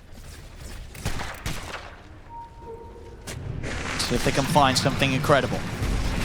Yatoro, there's the initial jump upon him. They're going to burst through him pretty quick. That's the Aegis gone pretty solidly. Okay. Can they look for a round two? Toro, keep us cool for now. Of course, got both the BKB and the ult ready to press if threatened. Get back to business, take out the mid-racks. Spirit, even without the Aegis, may just feel confident enough to head up to the high ground on another lane. Yatoro swinging over towards the top. No roll and no Willow ult. They have shown that they can blow up him the once. Can they do it a second time? They're going to try, but this time the response is there. Lasso comes in over towards the Slardar. Yatoro is able to put the BKB, steps up to the high ground. Satanic shot down. It is over. GG is called. We're going to a game 3. As Spirit, they may have been stomped in game 1, but they'll make sure that game 2, they're the ones doing the stomping. Absolutely capable of beating each other, these two teams. They seem very evenly matched, and I think both games decided in quite a big way by the draft. I think both teams won in a similar fashion, a similar level of stomps. I would want to see at least one hero, at least that we haven't seen in the games that we've been covering, myself and yourself, Quinn. And we're getting some Shadow Fiend here on the main stream in the hands of Lyle, taking it to the mid. SF mid is very exciting, and this is also a really skill-based matchup. I'm curious to see how it goes. It can go either way. It can be a draw. All the outcomes are possible. But PARIVISION does get 3 runes, and that matters a lot for this mid matchup. It's very based on who gets to the bottle first, who has more mana to spam spells. It's lightning versus raises. And I think I agree with Aiden. It's very even drafts. A lot comes down to play. It is a great Abaddon pick against Axe, the single hardest counter in lane to Axe. So we'll see how this top lane goes, but for me, I'm looking at mid. Sure. What is this hater crap? I from mean, 9 come class? on, Bro! let's keep it clean, boys. Excuse 1v1. What is this? A Skyraf sitting mid. I mean, that's just dirty. This is messed up. Come on, you gotta respect the mid matchup. There's got to be some, like, can I call someone about this? Let's get the ref in. Sort this out. Poor old Lal here. Just having a Skyraf. What is this? I mean, it is beautifully disgusting, you know. It's like, this is just so... I've never seen this before. This is fascinating. Sit here, spam some spells. I mean, I'm sure you have seen this before. I imagine there's been games where you've had a Sky that wanted to play mid, and then some players like, no, I'm playing less mid, and suddenly you end up with double mid. Maybe that's what's happening here. You know, it looks like 9 class is helping, but really, he's just like, no one, get out of my lane. I want to play some mid Sky. I mean, Like, okay, so mid is a really bad lane to dual lane in general because you're always under your tower because the lane is so short. So you always have tower regen and tower armor. It's very difficult to actually right-click. But SF is a hero that is very vulnerable to being dual lane. So there's merit to what they're doing. Axe cannot pressure a Batten in any context. So they're trying to shift their resources to a lane they can actually pressure. There is a method to the madness, but it's a question of how much will that actually do because of the aforementioned issues with dual laning mid. so, do you expect that this dual lane mid is going to remain a dual lane mid? You know, where does it break first? I think Naga has to stay here as long as Sky stays. And Okay. Axe is an amazing hero to do this with because he will just free farm, cutting the waves. Actually, super creative from PARIVISION. I would have never thought to do this. As I say that, is no one dead? And we're going to get this extra TP coming in, and indeed, He's no dead. one is dead. So I'd imagine that's not great. That's not great, right? You sort of run this dual lane strat into Team Spirit in the mid. Lal, he's brought over his mate Panto and said, you know what, we can dual lane as well. And now it's resulted in no one dying. Yeah, I mean, it's honestly just an individual mistake from no one. He ran into the river a little bit too much and dies, but it's still going well for them despite giving first blood, which you would think would be like doomsday after doing this. It's not that bad at all. This Axe has 23 CS. He's going to be gigantic. Like, that is it's such a cool adaptation from them. I guess even with Panto swinging back over towards the top lane, it's not like the Naga Siren's going to be able to do much to slow down an Axe that's had that sort of free start, right? Yeah, I think DM actually making a bit of a mistake trying to farm that camp because Naga comes back over and he misses the wave. He could have kept dragging it. I don't think Naga could stop him. So he actually loses out on the ability to cut the next wave, but it should be fine. He's going to burst this wave down and get in position to cut the next one. This Axe is untouched, and Shadow Fiend, while getting dual laned and spammed, not going to have the resources to gank him.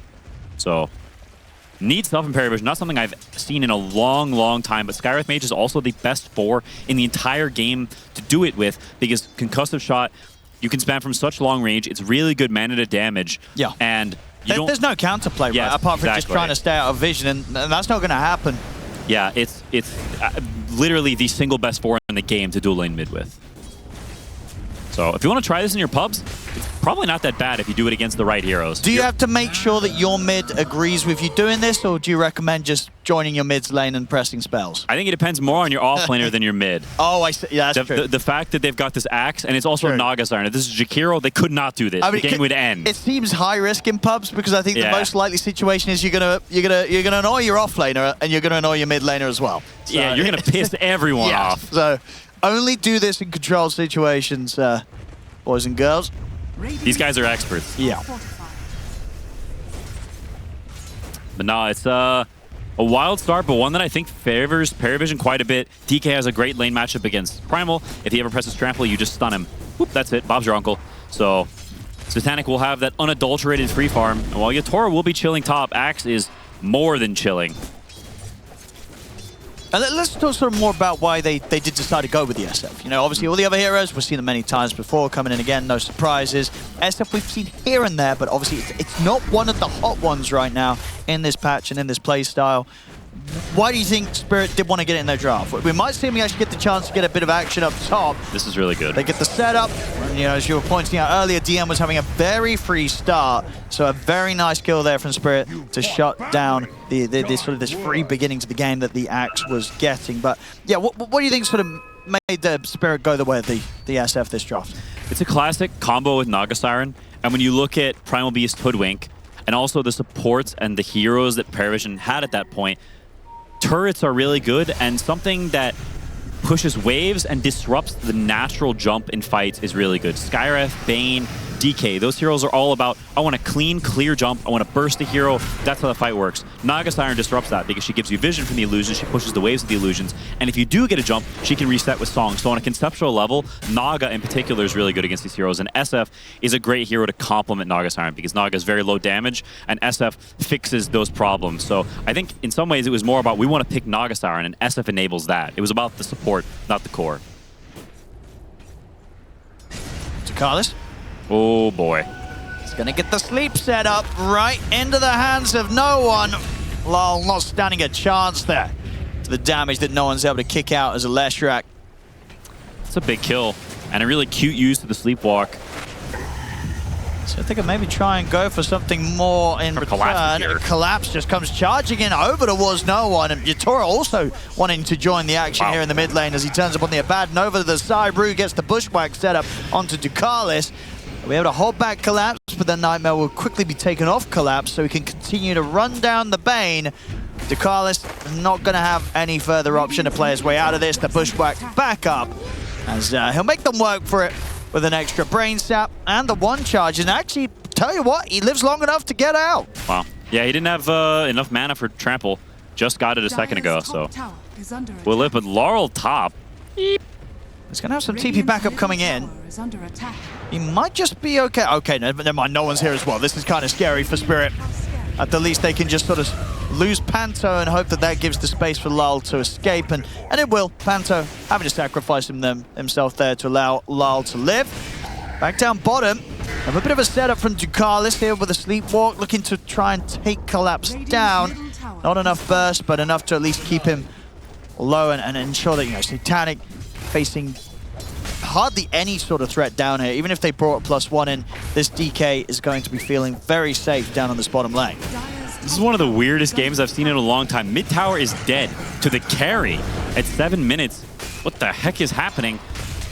It's just a lot of moves being made and heroes reacting to that, which means openings are appearing elsewhere. That's why you see the Shadow Fiend TP top to take the waves that are coming in.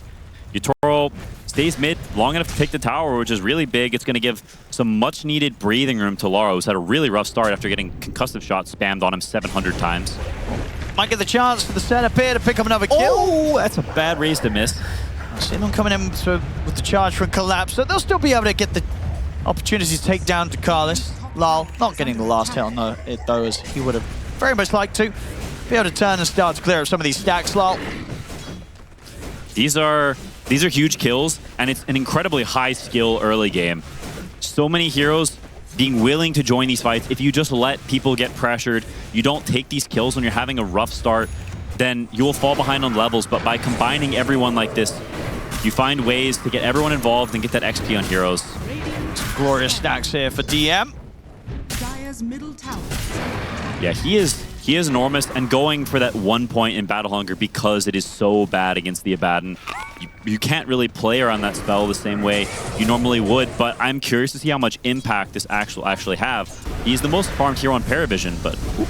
Good rotation from Nolan and 9+. They head over to look towards Collapse. We'll be able to charge away there. In fact, Yatoro's here to help out. Throws out his shield to make sure there's that extra level of protection. PARIVISION, they'll try and get their hands on the Hoodwink instead under the tower. Rue, though, scurries at the readies into the tree line. PARIVISION not actually able to end up getting any of the kills off the back of this play, bringing the 4 of them down here. Spirit, they're ready to respond, and Yatoro just continues to be anywhere and everywhere on the map, ready to help out his teammates. This is some savant-level gameplay from Yatoro, I won't lie. Gating here just to sort of relieve this pressure, giving his Naga the top lane. Naga had to dual lane mid too, sitting there, not getting that pull XP, falling behind in a hero that needs XP to work, so great threat relieving from Spirit in an early game that could have been an absolute disaster for them. They're doing just fine. TM still doing his best to keep the pressure onto this top wave. And so trying to clear it. And we are going to see, in terms of the individual net worth, Spirit, they need time and space for both Collapse and Lal to climb back into the game. And they don't want it to fall in a sort of similar trajectory as Game 1 did, where, of course, we had Yatoro on the Abaddon carry, and he wasn't able to sort of fix the situations of his side lanes enough. Obviously, this time around, we're seeing him do everything he can in this early game to really sort of do what he can to ensure that they don't end up losing too many lives in the early game. But you know, if things continue where his the sort of DK, the Lesh, and the Axe Tricor just outscale, it's going to be tough. He gets caught by the call, does it the borrowed time though. Nice try from them. And they won't be able to kill him off this time. Spirit, they need to somehow find a way to get Lyle and Collapse that bit of a boost to the farm because they're falling behind. And there's a big timing coming for PARIVISION soon. The Blink Dagger on Lesh just on the horizon, and he's got plenty of easy kill targets. The Shadow Fiend, the Primal, either one of them with any support, that's a free kill. Either support, that's a free kill. And Abaddon, when it's also on cooldown, is also a free kill. Top. They're going to get the chance to open in onto Yasura, and this time the borrowed time, it's on cooldown, he's gone.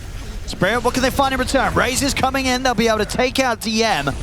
They want more for this Spirit, losing their carry. They'll use the song here to try and close in onto Satanic.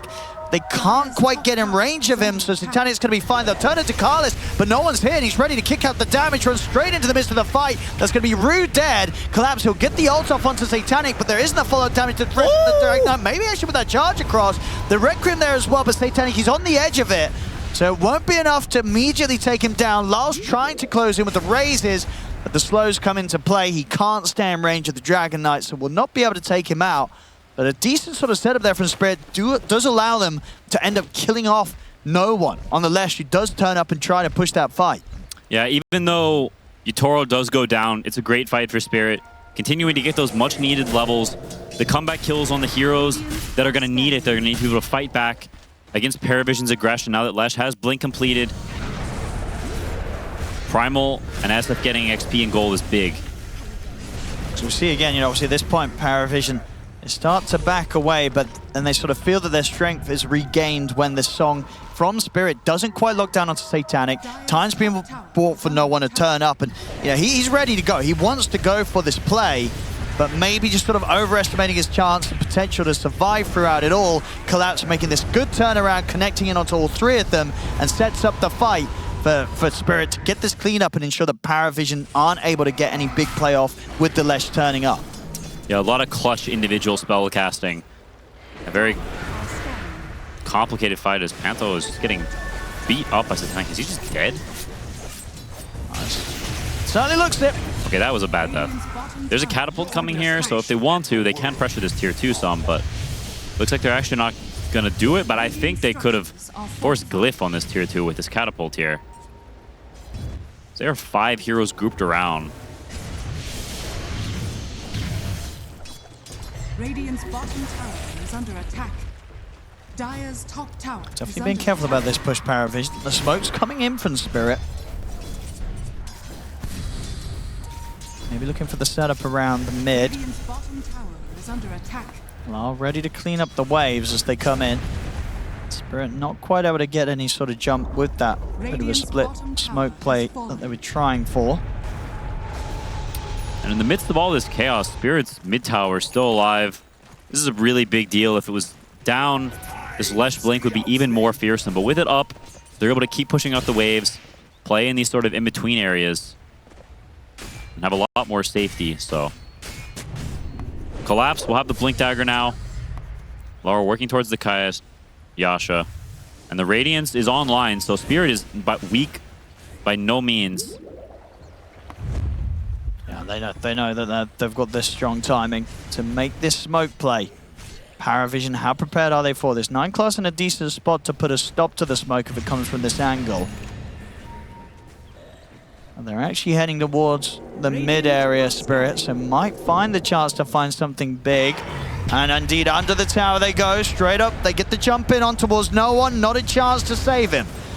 Can PARIVISION find an opportunity to get someone in return? They try for the setup on Collapse there to Carlos, but he doesn't have any further backup coming in, so they just have to accept their fate and the fact that they're losing their Lesh there. Yeah, and now the bottom lane pushing in. Spirit could look to potentially dive here. PARIVISION misplays this situation. Their heroes are honestly really, really weak right now in a team fight. He's going to walk straight into them. A nasty surprise for him there. This tier 2, PARIVISION doesn't have Glyph, and Spirit knows this. This tier 2 might die here. if they want to commit the resources to keep hitting. It looks like they're just going to play economy for now, but DK, he needs a lot of time. Axe is useless at team fighting against this Naga Siren and a Baden. So it really is just up to Leshrac and the supports, but they can't fight into 5 either. So PARIVISION, when Spirit are clumped up like this, their only play is to split and farm, dodge, play for more items. As this Axe is not going to do any damage on his own. He needs to be combined with lots of other heroes. Spirit just not allowing themselves to get caught or slipping up in any sort of way that PARIVISION can respond to right now. Spirit grouped up as 5. Yatoro getting so active, pushing in bottom wave, pushing in mid wave, running all the way up to top. Really wants to get involved this game. Look at the jump onto Carlos. I mean, the rest of PARIVISION, they do not want to show their faces around here now. Just got to get out and get away from Spirit. Such fascinating movement, genuinely, from Yatoro. The standard play would just be pushing bottom lane, farm all the camps, pushing bottom lane, farm all the camps, keep doing that over and over again. But Yatoro... Whoa. I mean, Lal, of course, look at that play that it's always ever so tempting when you're an SF and you get that Invin's Rune. You got to look to see if you get lucky. Get the chance to surprise someone with a Requiem. He's gonna see no one heading back. Ooh. Unlucky. No one lucky there to blink away. I mean, Lal's still got time to try for this, and he's going to get it perfectly on top of 9 class. The pushback into the jump forward. A very nice little Invis Rune play there. Lal able to make the move across the map in a way that they did not know that this SF was coming for them. And DM is going to get tripped up by the neutrals. We'll get the call off to at least control the Naga Siren for now, but the angle's there for Ruda coming from the side with the bushwhack. It's another loss there for PARIVISION. Spirit just outplaying them with these moves across the map right now. They really are. This is one of these games you look at Spirit and you understand why these guys are 2-time TI winners. Some incredible individual reads and plays. I'm genuinely impressed watching this game. This is one of the coolest games I've seen in a while. And for PARIVISION in this sort of situation, what do you think? What are the comms like? What is the call sort of being made? How do they stop Spirit from getting away with these sort of outmaneuvers? It's hard to say. It's really, really difficult for PARIVISION to fight into these heroes. Spirit, sort of the kings of drafting against the idea and the theory of your lineup on a grander scale. No one drafts like they do. What the rock? Oh, that's a very dead Bane. Sharpshooter doesn't hit. Well, I said he can't run from this. The shield pops. Yatoro gets the kill. Dire are scanning. Yatoro, he's just everywhere. Now back up the top again. Gonna cut this wave. And PARIVISION, look at where they are. If you drew a box around them, it would not be a big box. As they are stuck together, looking for some sort of kill. No one had a dual lane, had a great start, had a good blink timing, and now look at his net worth on the list of cores. Starting to slip behind a little bit.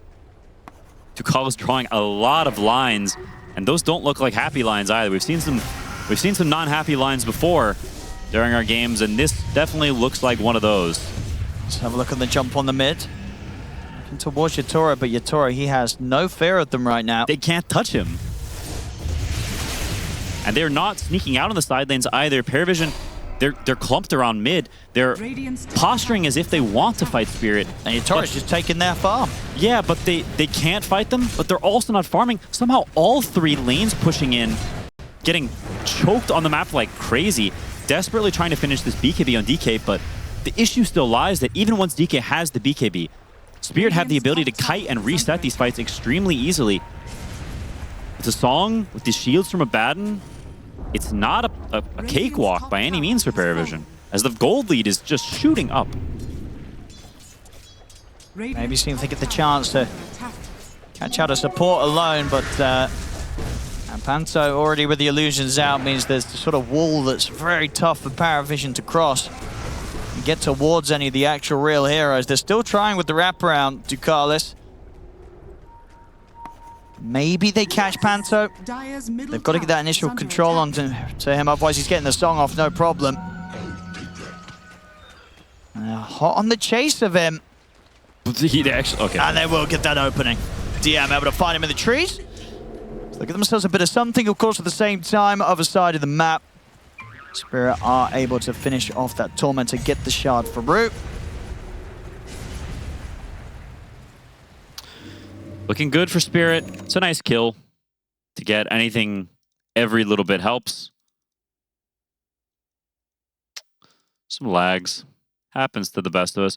Collapse actually buying the rock on Primal. I've seen that shard gain a lot of popularity. Whenever it was first added to the game, everyone thought it was kind of a joke and terrible, but with this addition of the Ferocity facet where AoE gets bigger, it makes the rock a much better choice. Can one-shot waves, can hit a whole lot of heroes because these rocks also get the increased AoE, so interesting deviation. I mean, and for PARIVISION, is it just going to be a case of waiting for the triple BKB before they kind of feel comfortable turning up to a team fight? I think so.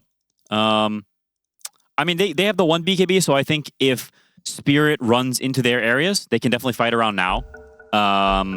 But for them to attack deep into Spirit's territory, they're going to need more than that, as it's much easier against these types of heroes to fight on your turf. Naga Siren in the enemy areas is not near as powerful as when you overextend into Naga, and then she can song you when you're too far in. They can wrap around you, enclose you in heroes' positioning. That's when you can really, really get punished.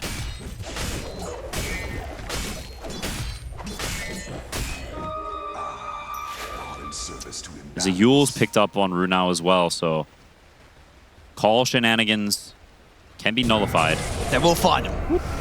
Diana, another good catch here with a blink call.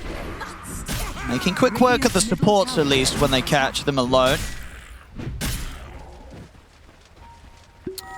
100%, and you can see some of that pressure subside a little bit from Spirit now. After getting a couple of these kills, able to get the lanes in a little bit more. Spirit deciding we can't push the tempo too much faster. We kind of want those BKBs ourselves on the SF and Primal as they're starting to work towards them. Still going to be a little bit though, so tempo lessening somewhat, and the farm amounts coming in for the two teams also evening out a little bit.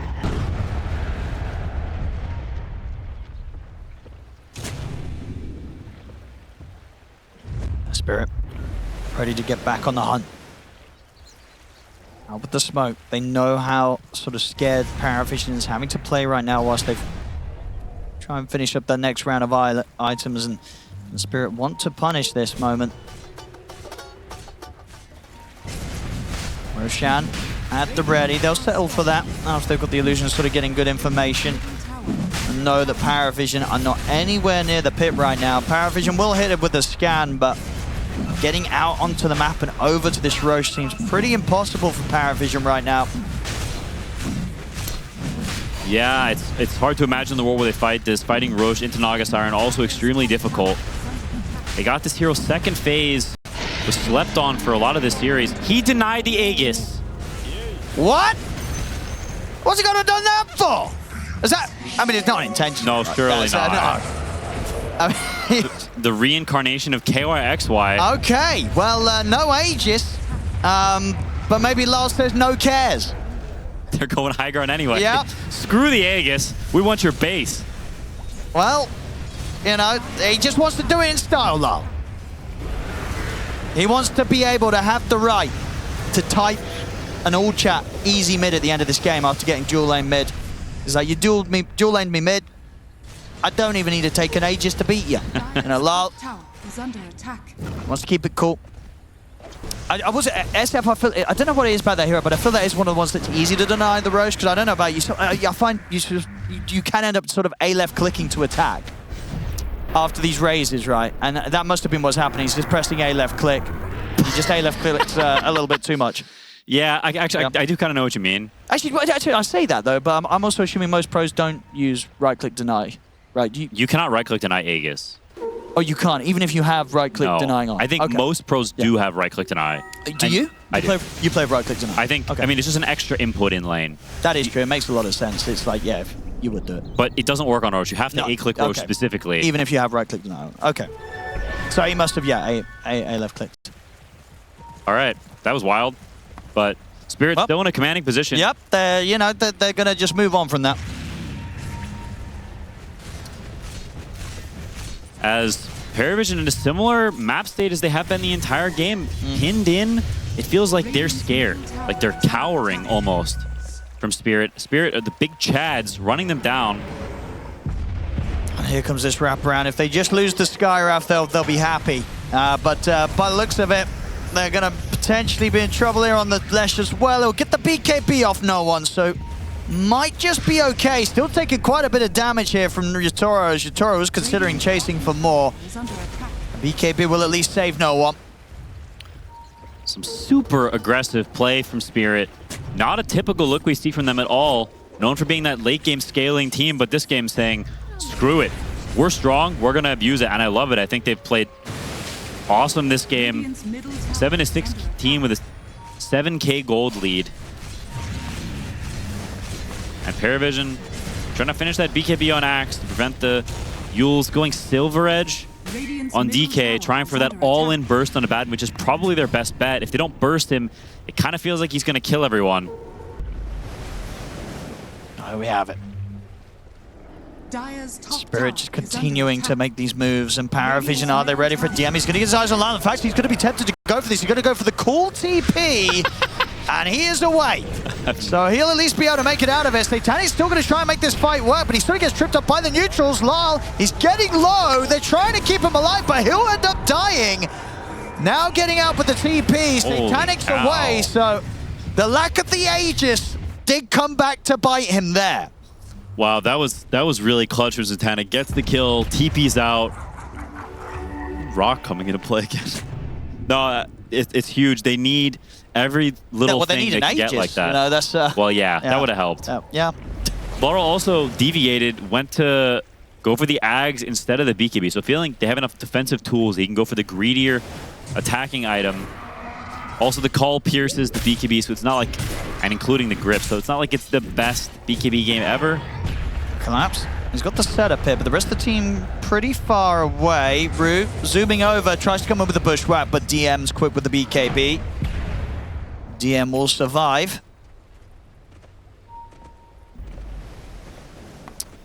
Pushing those waves in. Roche still a long, long time away for, you know, obvious reasons. And now you can see PARIVISION kind of sneaking out on top lane. They're trying to get to that Silver Edge, playing this split pickup game. They still know that the team fights are hard. On with the push, Yatoro still feels pretty indestructible. He's just solo here. Just solo taking a tier 2 mid. When's the last time you've seen that? They can't do anything about it. They certainly feel that they can't, at least PARIVISION. Just having to let Yatoro take that tower without any response.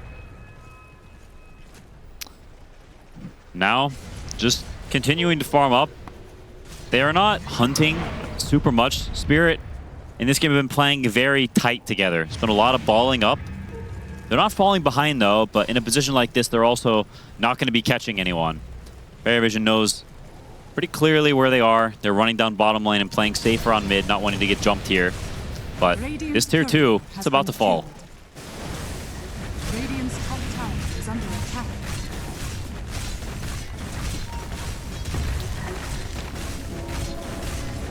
Smoke up from PARIVISION.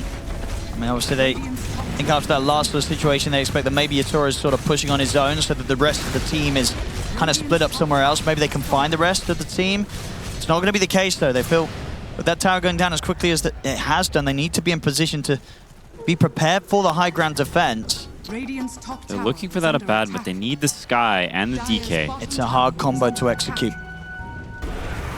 Satanic, Dragon Form with the ready Ducalis. He's just going to get caught at the start, and Lyle opens things up straight away with the Requiem. Satanic puts the BKB though, turns towards Lyle. Lyle is going to get caught by the call. DM in with the jump, gets the call onto the both of them. That's Lyle gone. The song's there. Buying time for Yatoro to sort of reset, but the borrowed time was already forced out of him.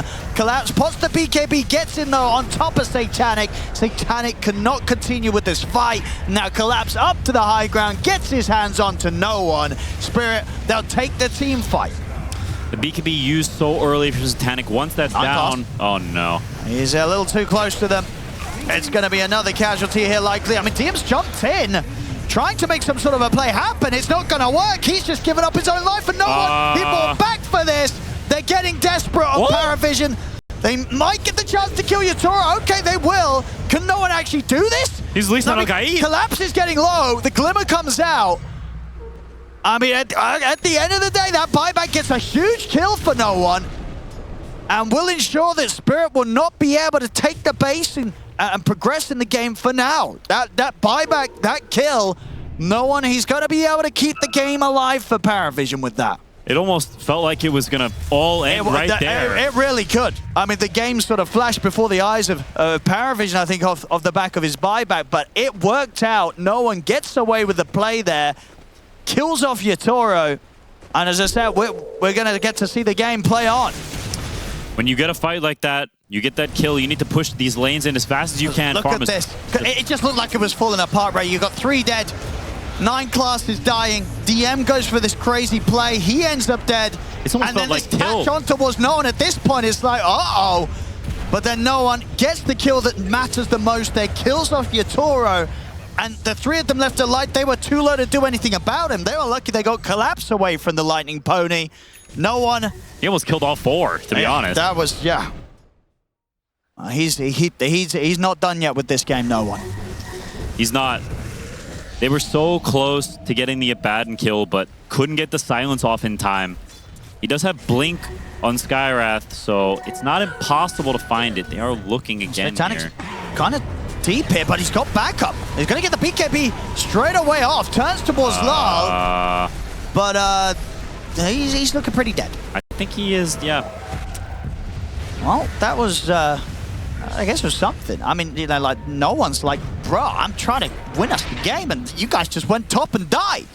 As you know, like, no one, he's stressing out now. He's like, guys, I'm trying to carry you here. I think they can feel the pressure. What was the plan up there? I think their plan was copium. They took a big hit, and they ran in and just hoped that Abaddon would walk in and they'd stun him and burst him. Because they've been so trapped for so long. They've just been stuck sitting next to each other. They're getting, what's it called? Whenever like there's a snowstorm and you're trapped in the house, why can't I think of it? I don't know. We don't get snowstorms much over where I'm at. Yeah. Anyway, they're getting all cooped up and they need to branch out of the map. They're getting desperate. They run out and they just feed, and the Gold League continues to balloon, and Spirit continues to feel like this is just a display of dominance. They've looked like on another level to PARIVISION this game so far. It has not looked close on a gameplay level, genuinely. I mean, I guess the question is then, if you're Spirit and you're looking obviously back at this series, you know, Game 1, what are you saying? What was the main reason that Game 1 went as Game 1 did? Genuinely, I think just don't pick a melee 4 if you're Spirit. Like, they just don't do it that often. When they do, there's a very clear purpose for it. I don't think there was a clear purpose for that Spirit Breaker in that game, and it messed up the way their mid and supports play, which I think is something that Spirit has a very good formula for. I think if you can keep that stable, you're off to the races. Roshan is back up. They're going to probably do that. Someone's got to force Lal out of the pit or something at the last moment. Get him away from that Aegis. they can't afford another deny on it. You know, we're going to see the smoke coming in from PARIVISION. Spirit definitely seeming aware that this sort of move is coming in. They're being careful about how they go about this, Roche. Whoever's sitting next to Laurel is going to grab his hand as Roche is dying. Be careful, bro.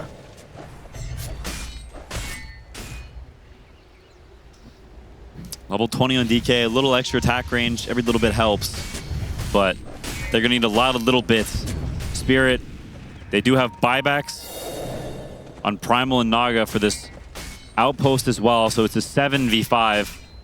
PARIVISION, no way to get back here. I mean, how do you start this as PARIVISION? Do you just have to wait until Spirit show themselves? Can you get any sort of like long wraparound into this, or what's the best move? They're trying to finish off the Hex on Lesh, and I think you have to wait for Spirit to come to you a little bit. You have to hope that they get a little too aggressive. They mess up. To be honest, the ball is not completely in PARIVISION's court. Spirit is going to make that move, and you need to read it properly. Here comes Spirit. I want us to be able to set up with the smoke first. Who's going to get spotted? Satanic will find a very tasty amplified damage win for this fight, but collapses in with a grab straight away on top of him. They get the opening on towards him. The Red Grim comes in. He's getting burst low. The Nightmare will not save him. Satanic gone. They lose both supports. DM will get the call. BKB try for the TP off, and he will succeed with that. So at least DM and no one survive. But the rest of them end up going down, and that tempting amplified damage rune sort of causing Satanic to be in a position where they couldn't quite bail him out and immediately collapse in there with the jump to start the play. Yeah, the level of required execution from PARIVISION is just so incredibly high, and it just wasn't there, right? Satanic makes a small mistake, he gets jumped, and as soon as he gets jumped, the fight is instantly over. Stop, Laurel, careful. Okay, good. This time, yeah, Yatoro very quick to pick it up. I got to grab this before my SF denies that for the second time this game. So this time, the Aegis in safe hands of Yatoro. And the base, with that Aegis in their hand, is cowering in fear. Feel Spirit's menacing aura coming near. And we'll see, you know. No one, he did it before. Kept this game alive. How's he looking in terms of his buyback? Just under 2 minutes. So ideally, you know, from Noah's perspective, he's like, guys, as long as we can hold on for 2 minutes, maybe he can make another great buyback play that keeps the game and the hopes alive for PARIVISION. And he's also kept up massively in the net worth department. He has, yep. Up at the same levels as Shadow Fiend. Satanic, the lowest net worth core in the game. When's the last time you saw that? See, outside of the base, for the setup, they get the call off, but the borrowed time was already there, so not even able to hurt him at all on his first life, Yatoro. To Carlos. Sees if he gets lucky there with the blink forward, but Spirit already out. Very clutch, getting the ult off so he doesn't waste that Aegis. Just 60 seconds till the borrowed time is back up, so they can try to push again, but PARIVISION does have pretty good heroes at defending. Refresher on Panto. Man, the execution in these actual team fights, if it's not just the pick-off, is going to be absurdly difficult. The turnaround potential there. If you use your BKBs even just a little bit too early, the song Requiem is going to eat you all alive. It's so hard. No one. It's going to try and start some sort of move here. They get the call as well. They'll be able to burst through Yatoro very quickly the once. With the BKB, Satanic able to focus down Rude, take him out. Get some good damage in on towards Panto as well, but Panto will be able to survive with the remainder of the song. Jump in response overlord Satanic, but he's protected by the Lotus. Won't protect him though from the Requiems coming in from Lal. That's Satanic gone again. Dead for 70. No buyback. A bad ult's up again too. Yatoro continues in with the push. What they can do here, they get another call on towards him, but as you say, the borrowed time keeps him perfectly safe. Lal jumps in with the raises, takes out Dakalis. They've cornered no one here off to the side as no one is being chased down. The root comes in, Collapse just comes charging forward, sets up for Lal to get the triple. They're using the buyback that they have here to try and hold. They'll be able to kill off Collapse at least. They're not going to get anything else though. Panto, Songs, resets, TP's out. There's 2 buybacks coming out there from PARIVISION. They do, again, get a big kill off the back of it. They do kill Collapse. A lot of money as well. Who got the last touch on that? It was DM, putting an end to that godlike streak that Collapse was on. So a lot of money going the way of the Axe. So they hold. It cost them. This time, as I say, 2 buybacks rather than the 1 earlier. Still, though, in these fights, losing Satanic at the beginning of them, he's just struggling to continue to get any sort of benefit from these sort of moves where PARIVISION are holding on. Just more and more resting on the shoulders of no one, really, to pull this game through for them. It is, and it feels like they have so many targets that they need to jump. They want to jump the Naga. They feel like they need to burst the Abaddon or he's going to kill them all. The Primal Beast can counter jump. There's the SF can blink in Requiem. There's so many threats. How do you find a way to jump them all?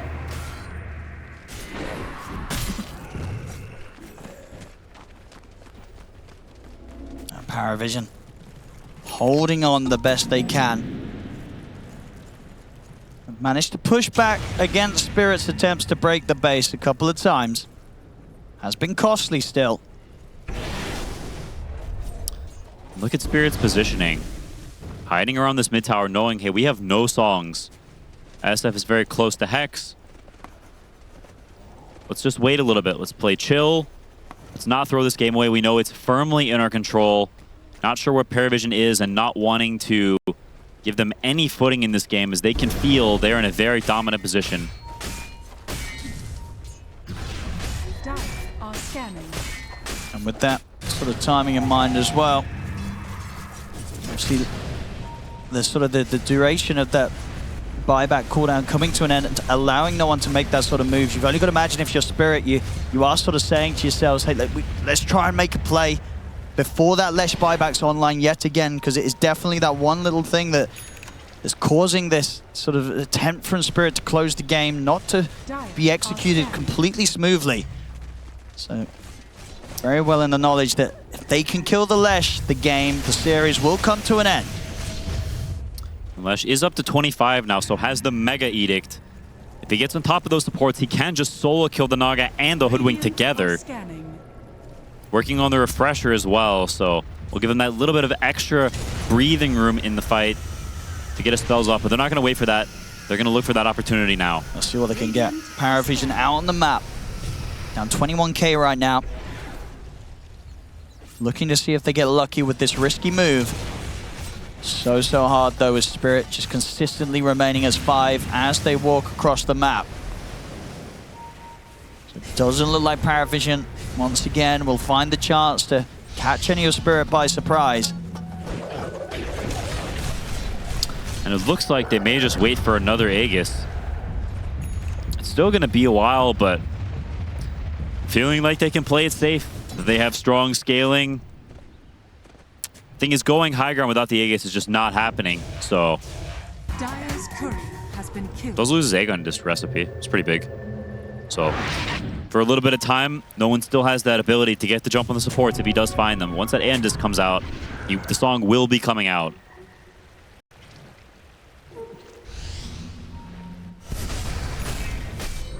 For PARIVISION, surely when you know that at this period, Spirit, as you say, are likely just going to wait for the next Roche, you do want to do your best to try and strike before they get the chance to pick that up. Yeah, we'll get another smoke coming out. I feel like if you just got to keep just trying and attempting these sort of moves just on the off chance that you do find something and catch Spirit before Spirit's able to just set up for the next Roche and come running at your base again. Yeah, the waiting game is not going to end too well for you. You finish the Refresher on Leshrac, buyback still in 3.5 minutes. It feels like you should probably try for something. Yeah, you've got to go all in. That Roche fight is just not going to end well for you. Let's see what they can get here. PARIVISION smoked up. The mid-tier 1 is still alive. It's 42 minutes. Like, how can they gank them? They're hiding under the mid-tower. It's unbelievable, actually. I didn't even realize it. If this tower was dead, the game would actually be totally different, but they dual lane mid and the tower's up. Tora leading in. Satanic has got the Silver Edge ready to go. They get the Hex. They get the connection here. Can they burst through? They can't. He's up into the air. The Wind Waker will bail him out. Yatora, he'll be fine. He's able to turn. No one has to run. No one gets caught out, killed off. No buyback. Dead for 2 minutes. As they tried to make the move, they do kill Collapse. And actually with the call from DM, they get the chance to dunk down onto Rue. But Satanic will be surrounded. It's going to be both the carry and the mid dead for a long time on PARIVISION. 9 class to follow suit as well. You're in deep. There's no buyback on Lesh. It's 3 alive, but it's 3 very strong heroes. No songs left, no Requiem, and a bad ult on cooldown for a little bit. So there's some potential here for PARIVISION to strike back a little, but looks like Spirit is going to... DM he's trying to slow down the push. To get the call off onto a Naga turret, ends up sort of jumping into him. Panto and the heels up, but the Mystic Flare will kill him off. So Panto dead. It's the 2 buybacks coming in, but they will keep the game going. Marl playing with fire here. Yeah, that's very risky. I mean, Satanic's kind of hot in the chase for him. Oh, he had to put the Lincolns. Has he got a way out of this lull? He's got Yatora by his side. Okay. Shields there. Yatora able to come across and make sure the Lal does not get punished there. That was starting to look a little bit spooky for Lal.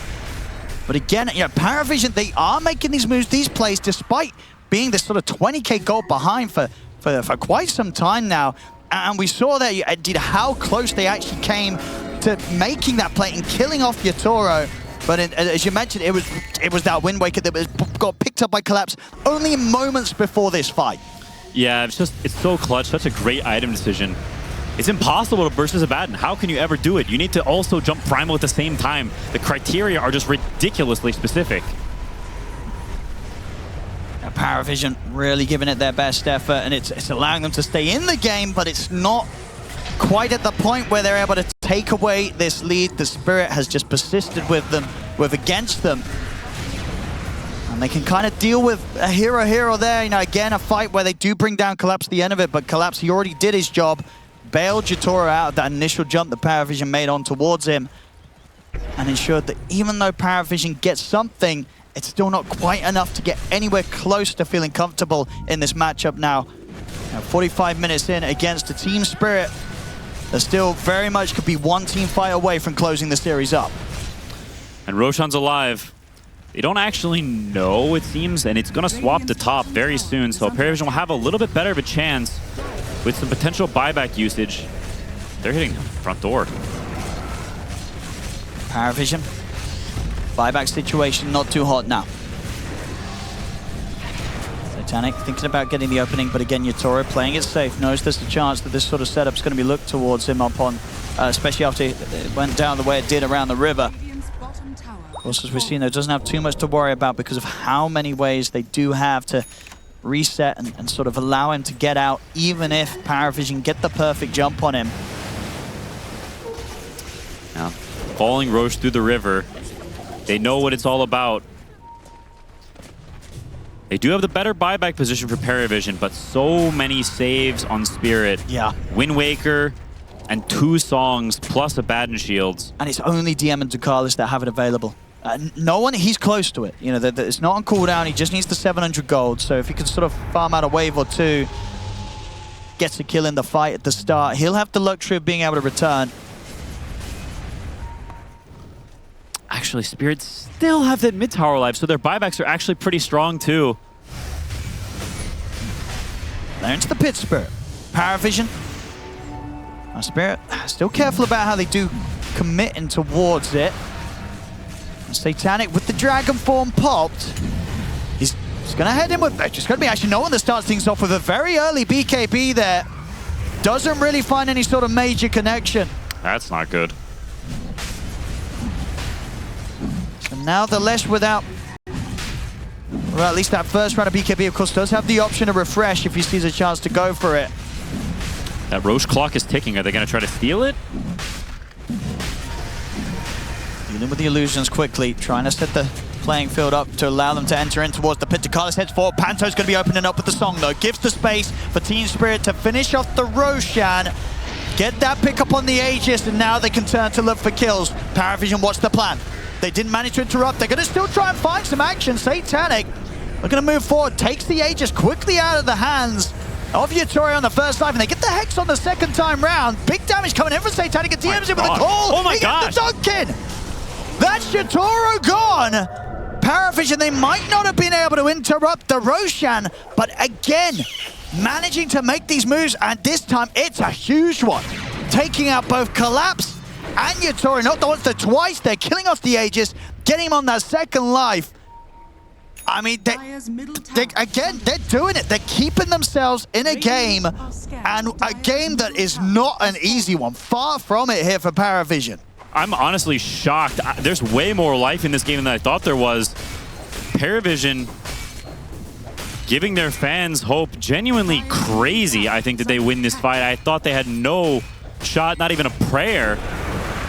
But them showing that they're far from out. Incredibly impressive stuff. From these buyback defenses and now to being able to find these situations to fight around the Roshan into a team that got the pickup on the Aegis. And now PARIVISION up to the base of Spirit. They got that perfect jump, the call on the 2 best possible heroes. TM's been able to make some great moves in these last few fights. Multiple times, I feel like every single call's caught at least 2 minimum. TM making sure that he finds the perfect angle to get in on top of these cores. And Spirit definitely now starting to feel a little shaken up after they would have felt that they had such a firm grasp on this game. Now, top lane. No messing around from Collapse. Goes in with the BKB, looking towards 9 Class. 9 Class does have backup, but not enough to save him. DM tries to jump in with the call, but this time it's avoided. They're able to turn and burst through no one, burst through DM. Oh. That time round biting off a little bit more than they could chew and not getting the chance for the call there this time round. Just kind of losing focus, really. 9 Class is just hitting the wave, dies as they respawn. They just walk over and Collapse casually jumps him, just standing in vision. They won so much space back. I feel like they finally had footing again and then got a little bit complacent in Spirit. Not a team you want to be complacent against. Well, let's see what goes down now, because obviously Spirit, the last few times they've tried for the high ground push, buybacks have been a problem. You know, PARIVISION have come in with these moves, put a stop to these attempts. There's the first buyback coming out from no one. Yatoro for now still happy to stick around on the high ground. Getting with the pressure of the illusions. Try for the blind bushwhack over towards Satanic. They'll connect with the sharpshooter, but not able to catch him with any opening stuns. Fortification comes out from PARIVISION. They're trying to hold back on the buyback of DM. The tier 3 will go down. PARIVISION, they've done it before. Can they find a way? No one. He's in with the BKB. They get the Hex to open things up, but he's going to get thrown up in the air by the Wind Waker. But it's safety here for Yatoro. Panto popping the song as they try and retreat. Yatoro has to put the borrowed time to survive. DM jumps in. He'll get the call onto Lyle. Any chance of further connection? They're looking towards him, but Lyle gets the Requiem off, pushing back the 3 of them. DM split here from Satanic and Ducalis. Yatoro drags Satanic back in here with a harpoon, but Satanic, he'll survive. Able to turn, start getting the damage off. The Mystic Flare comes down onto Yatoro. Yatoro's dead, and without the carry Spirit, they have to get out once again. PARIVISION continue to hold, and they're keeping their barracks alive. Spirit are still not able to take any of these barracks away from PARIVISION. Each and every time with these buybacks, they're pushing Spirit back. How many times has no one bought back? Is that his 3rd, 4th buyback? Feels like he's still the highest net worth core in the team. Genuinely crazy. They continue to be able to hold. I mean, they're giving it their all here, PARIVISION. They really are. They needed to bring their A game to try and push back Spirit time and time again.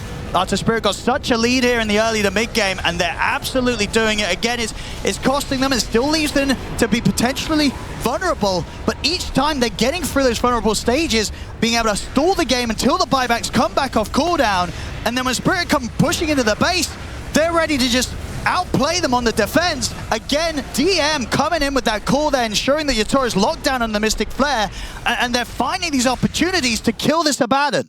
Yeah, perfect timing there from 9 Class as well. Waiting in the wings, right when the call hits, he immediately drops the Skywrath ult, and the song just can't come out soon enough. Sure, it heals a lot, but that's healing over time. And there's no way to counteract this call into the Skywrath ult once the Wind Waker is out of play, and Collapse was not able to get it off in that situation. I can't remember if he was dead or just too far away, but these fights are a mess. And staying in formation and actually being able to get these saves off is becoming more and more difficult as the fights get more chaotic. I mean, they need more Wind Wakers. Rue, he's close. Yeah, one is not enough. It actually isn't. As we've seen, to sort of bail Yatoro out of these situations, PARIVISION finding multiple ways to get their hands on him. And again, just pushing back Spirit, keeping this game alive. And yeah, this sort of 20k gold lead, how long has it been that? The same. It's just not grown in a long time, right? But they sort of hit the 20k lead, about 15, 20 minutes ago. They hit 20k, they go high ground, get wiped, and then just keep doing that over and over again. Impressive stuff from PARIVISION, and of course at this point, 53 minutes into the game, that 20k lead means a whole lot less. It does. So Spirit, they could be the ones that are sort of up against the bigger test at this stage of the game. The fact that PARIVISION have been able to hold and fight back despite that deficit through the mid to late game, it's definitely going to give Spirit sort of not just second thoughts, but third and fourth thoughts on how on earth they're going to approach this base, because each and every time they tried to do it, it's not gone great. I mean, again, I can only sort of imagine, surely they've got to try and do something whilst the buybacks are on cooldown. We'll see. The thing is, there's a ward here, and they know there's a ward. They are encroaching, so they agree with your read here. Each and every time, the buybacks have absolutely been their demise. As we can see, 3.5 minutes on no ones, 4 minutes on DMs. Spirit They want to abuse this timing. So wrapping around. He does have Refresher on DM, so there's a double call, and he also has a Nullifier. So these Wind Wakers, they're not the end-all, be-all. Absolutely not. They're getting the answers online here, PARIVISION.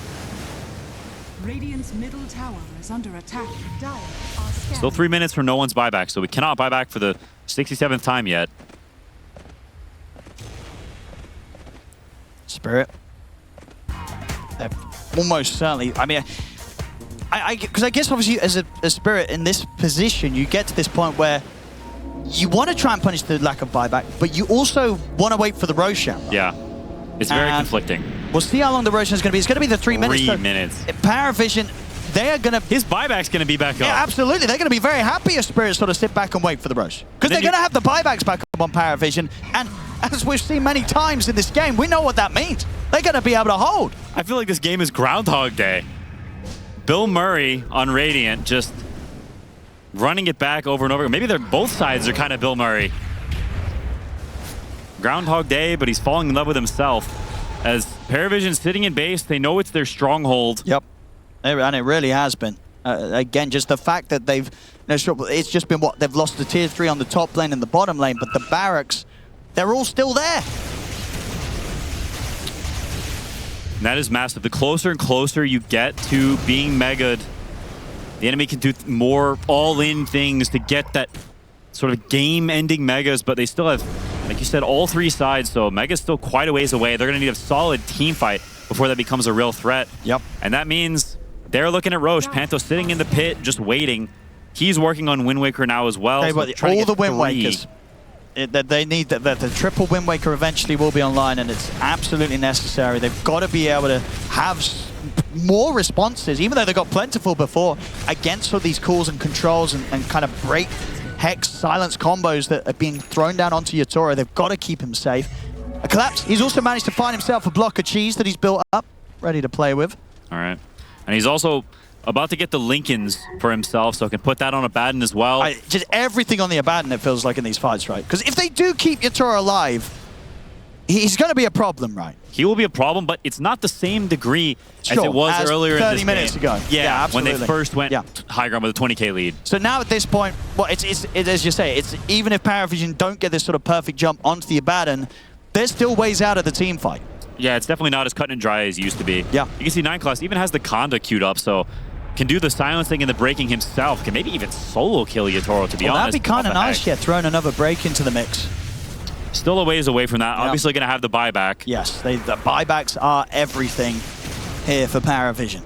And it looks like they decided it looks like they're not even going to contest Roche, because it could very well be up right now. They don't care. They're saying this fight outside the base is too hard. Yeah. We're not going to risk it.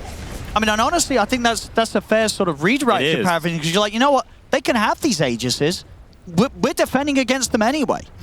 Yeah, it does feel that way. The unfortunate thing is are you really going to be able to win that way, right? You kill them. Spirit still got their own buybacks if you go knocking on their base, and then who's to say that it's not going to be the flip side happening? For sure. It's like, yeah. As you know, PARIVISION, we know that they can push back Spirit, but turning that into the chance to run down the lane, close the game, you know, there's a whole lot more steps that they're going to have to go through. But they'll get there when they get there. You know, they'll deal with that when they have to deal with that. Right now, everything focused on just not losing the game. Satanic. See if he just BKBs and runs. He's actually not going to get the chance to put the BKB, but DM, he'll give him a bit of opportunity. It's not going to be enough, though. He still gets caught by the Hex. He's gone. Has buyback available. Satanic. Panto, heading in with the song, still taking quite a bit of AoE damage, being kicked out from this Leshrac. No one's able to get the blink off. Yatoro is going to try and follow with a blink in response, but no one's fine. A back off. Spirit. What's the call now? Looking towards the Roshan. So no DK for 100 seconds. I would only imagine PARIVISION are not going to go for some crazy DK buyback into Roche contest play. They'll probably just try and live through these 90 seconds, PARIVISION, hoping that they don't have to use this buyback. I mean, I imagine Spirit, though, will very likely come straight towards the base and look to force it out. They will. Forcing it will be absolutely huge. If you look at Satanic's inventory, he's not even close to 6 slot. He has an Armlet and a Mask of Madness in his inventory. At 60 minutes, that is not the kind of inventory you want. If you buybacks, that crushes your item progression. This late in the game, it's going to be extremely expensive. All right, and just to confirm, for the next fight, all 3 Wind Wakers are now online and done here for Spirit. So many, many ways to save one another. It is getting harder and harder, but so far with each time the difficulty's been raised, PARIVISION have stepped up to the challenge when it's come down to the defense. It's time to defend because they're here. DM with the cool off. Mystic Flare coming down. It's a lot of burst. That's the borrowed timeout. On your Toro. Wants to continue to take out the tier 3 will succeed. That's the tier 3 in the mid gone. 60 minutes coming up. Spirit. They're not going to go hitting the jungle creeps quite yet, though. They want to keep pushing on here with the Sages. Lyle ready with the counterplay here, teasing the Requiem if any of PARIVISION do end up jumping in. All in all, though, a little bit of a win for PARIVISION in the sense that they don't have to use the buyback on Satanic. Yeah, that is absolutely huge. Spirit will have the advantage, though. They have a little bit more of the map. Oh, they came quick with the smoke over to the side there. They knew the temptation was going to be there to head out and try and find these neutral items. No, though, he was a step ahead. Make sure that he doesn't get caught out here. Obviously, it would be massive if PARIVISION can find some way to get out and get the neutrals. It's going to be ever so hard to do so. Though with the way that Spirit are just keeping PARIVISION trapped in the base. It's a really cool read. They're not even trying to get the items themselves on Spirit. They're saying, hey, we want the win. We don't care about the items. You can take your items. Wards, sentries, they know this could be their moment to finally get PARIVISION outside of that pesky base. Those buybacks. Smoke time for PARIVISION. Maybe they know that this sort of move could be being set up by Spirit, so they're sort of baiting with Satanic here.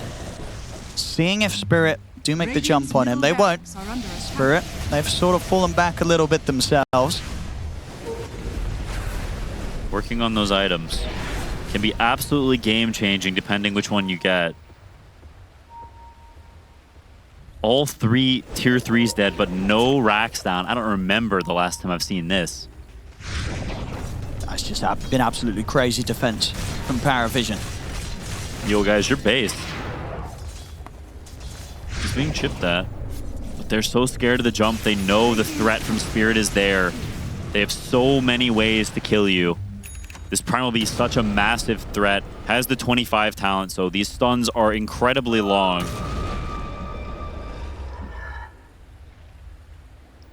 And now a refresher on Yatoro, so he can potentially use the BKB, use the ult just to hit the base, and then with that refresher, reset. Doing it much more safely as they can maybe slowly start to chip down these barracks and get closer to that highly coveted mega creeps. Got the amplified damage rune as well on Yatoro. As we see that every buyback is ready to play with. Minute and a half left on the Aegis for Yatoro. He's gotten audacious on Yatoro. He hits the base so hard with his attack speed and magic damage. It works on the building. It's pretty ridiculous. He pushes way Look faster at that. than he used to. Still no DM. They'll get the cool off. They'll follow up as well here in return with the grab on. It was DM. DM's gone. He dies immediately. The buyback will come out from Takalis. DM holding off for his buyback for now. No one. He survives. They tried to kill off the Leicester once, but no one will be able to get back to the fountain. Panto using the song to reset. DM keeping cool for now. Not expending the buyback quite yet. Can they manage to push Yatoro off the melee racks? Up in the air the once.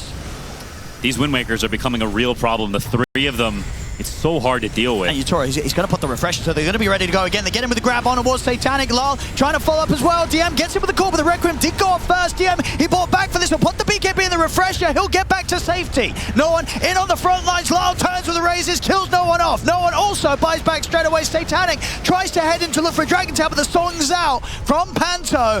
Spirit, how do they want to set this up? Is it just a case of backing away? It looks to be so. As they'll back out of this, Spirit. They still didn't get the melee racks, but of course they got 4 buybacks. 4 buybacks. That is an Aegis well used. And now, if they want to, they can push without the Aegis and without the buybacks. No, they still got the Aegis. So I'm dead in 13 seconds. Oh, okay, that's true.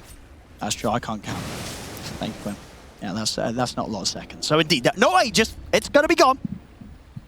Dire are scared. But man, it just feels like the items have just been stacking up for Spirit, right? One push, not enough. Two, not enough. But over time, Spirit buying the tools to deal with PARIVISION's defenses.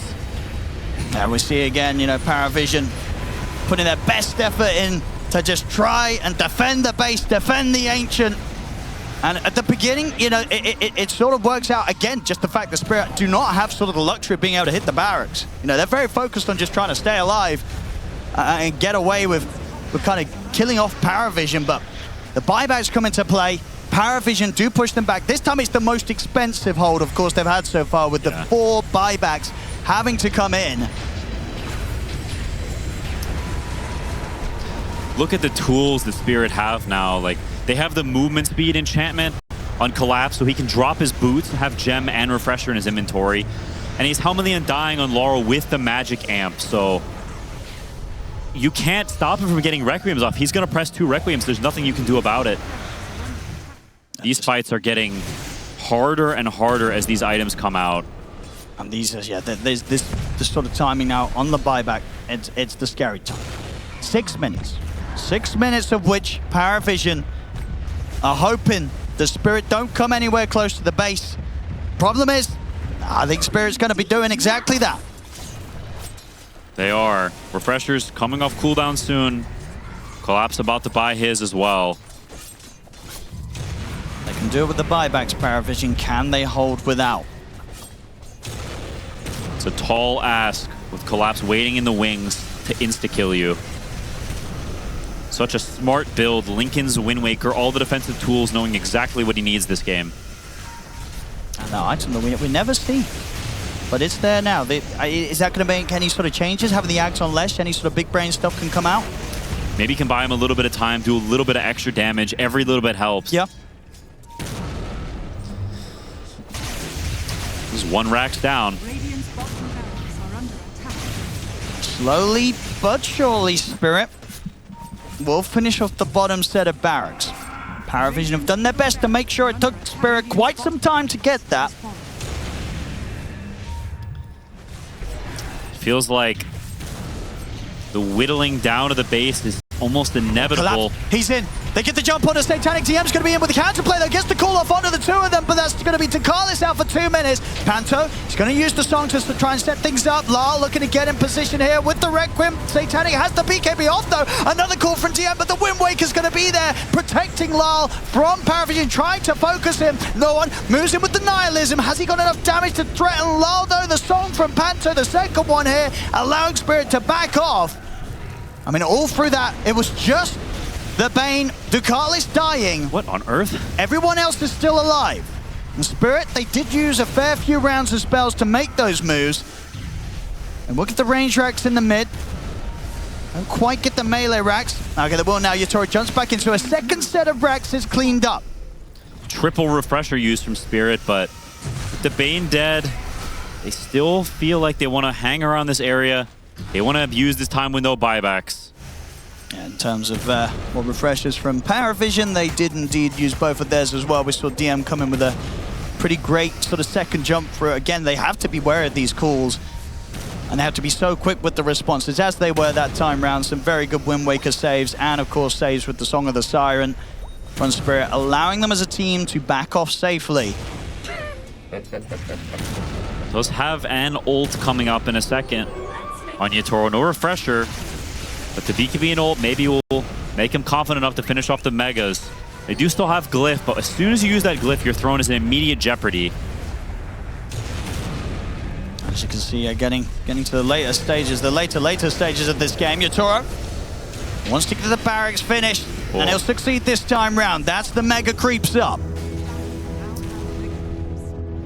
And that's not the end of the game, but this incoming push is going to be very difficult with the Mega creeps, with the probable Aegis that Spirit is most likely going to get.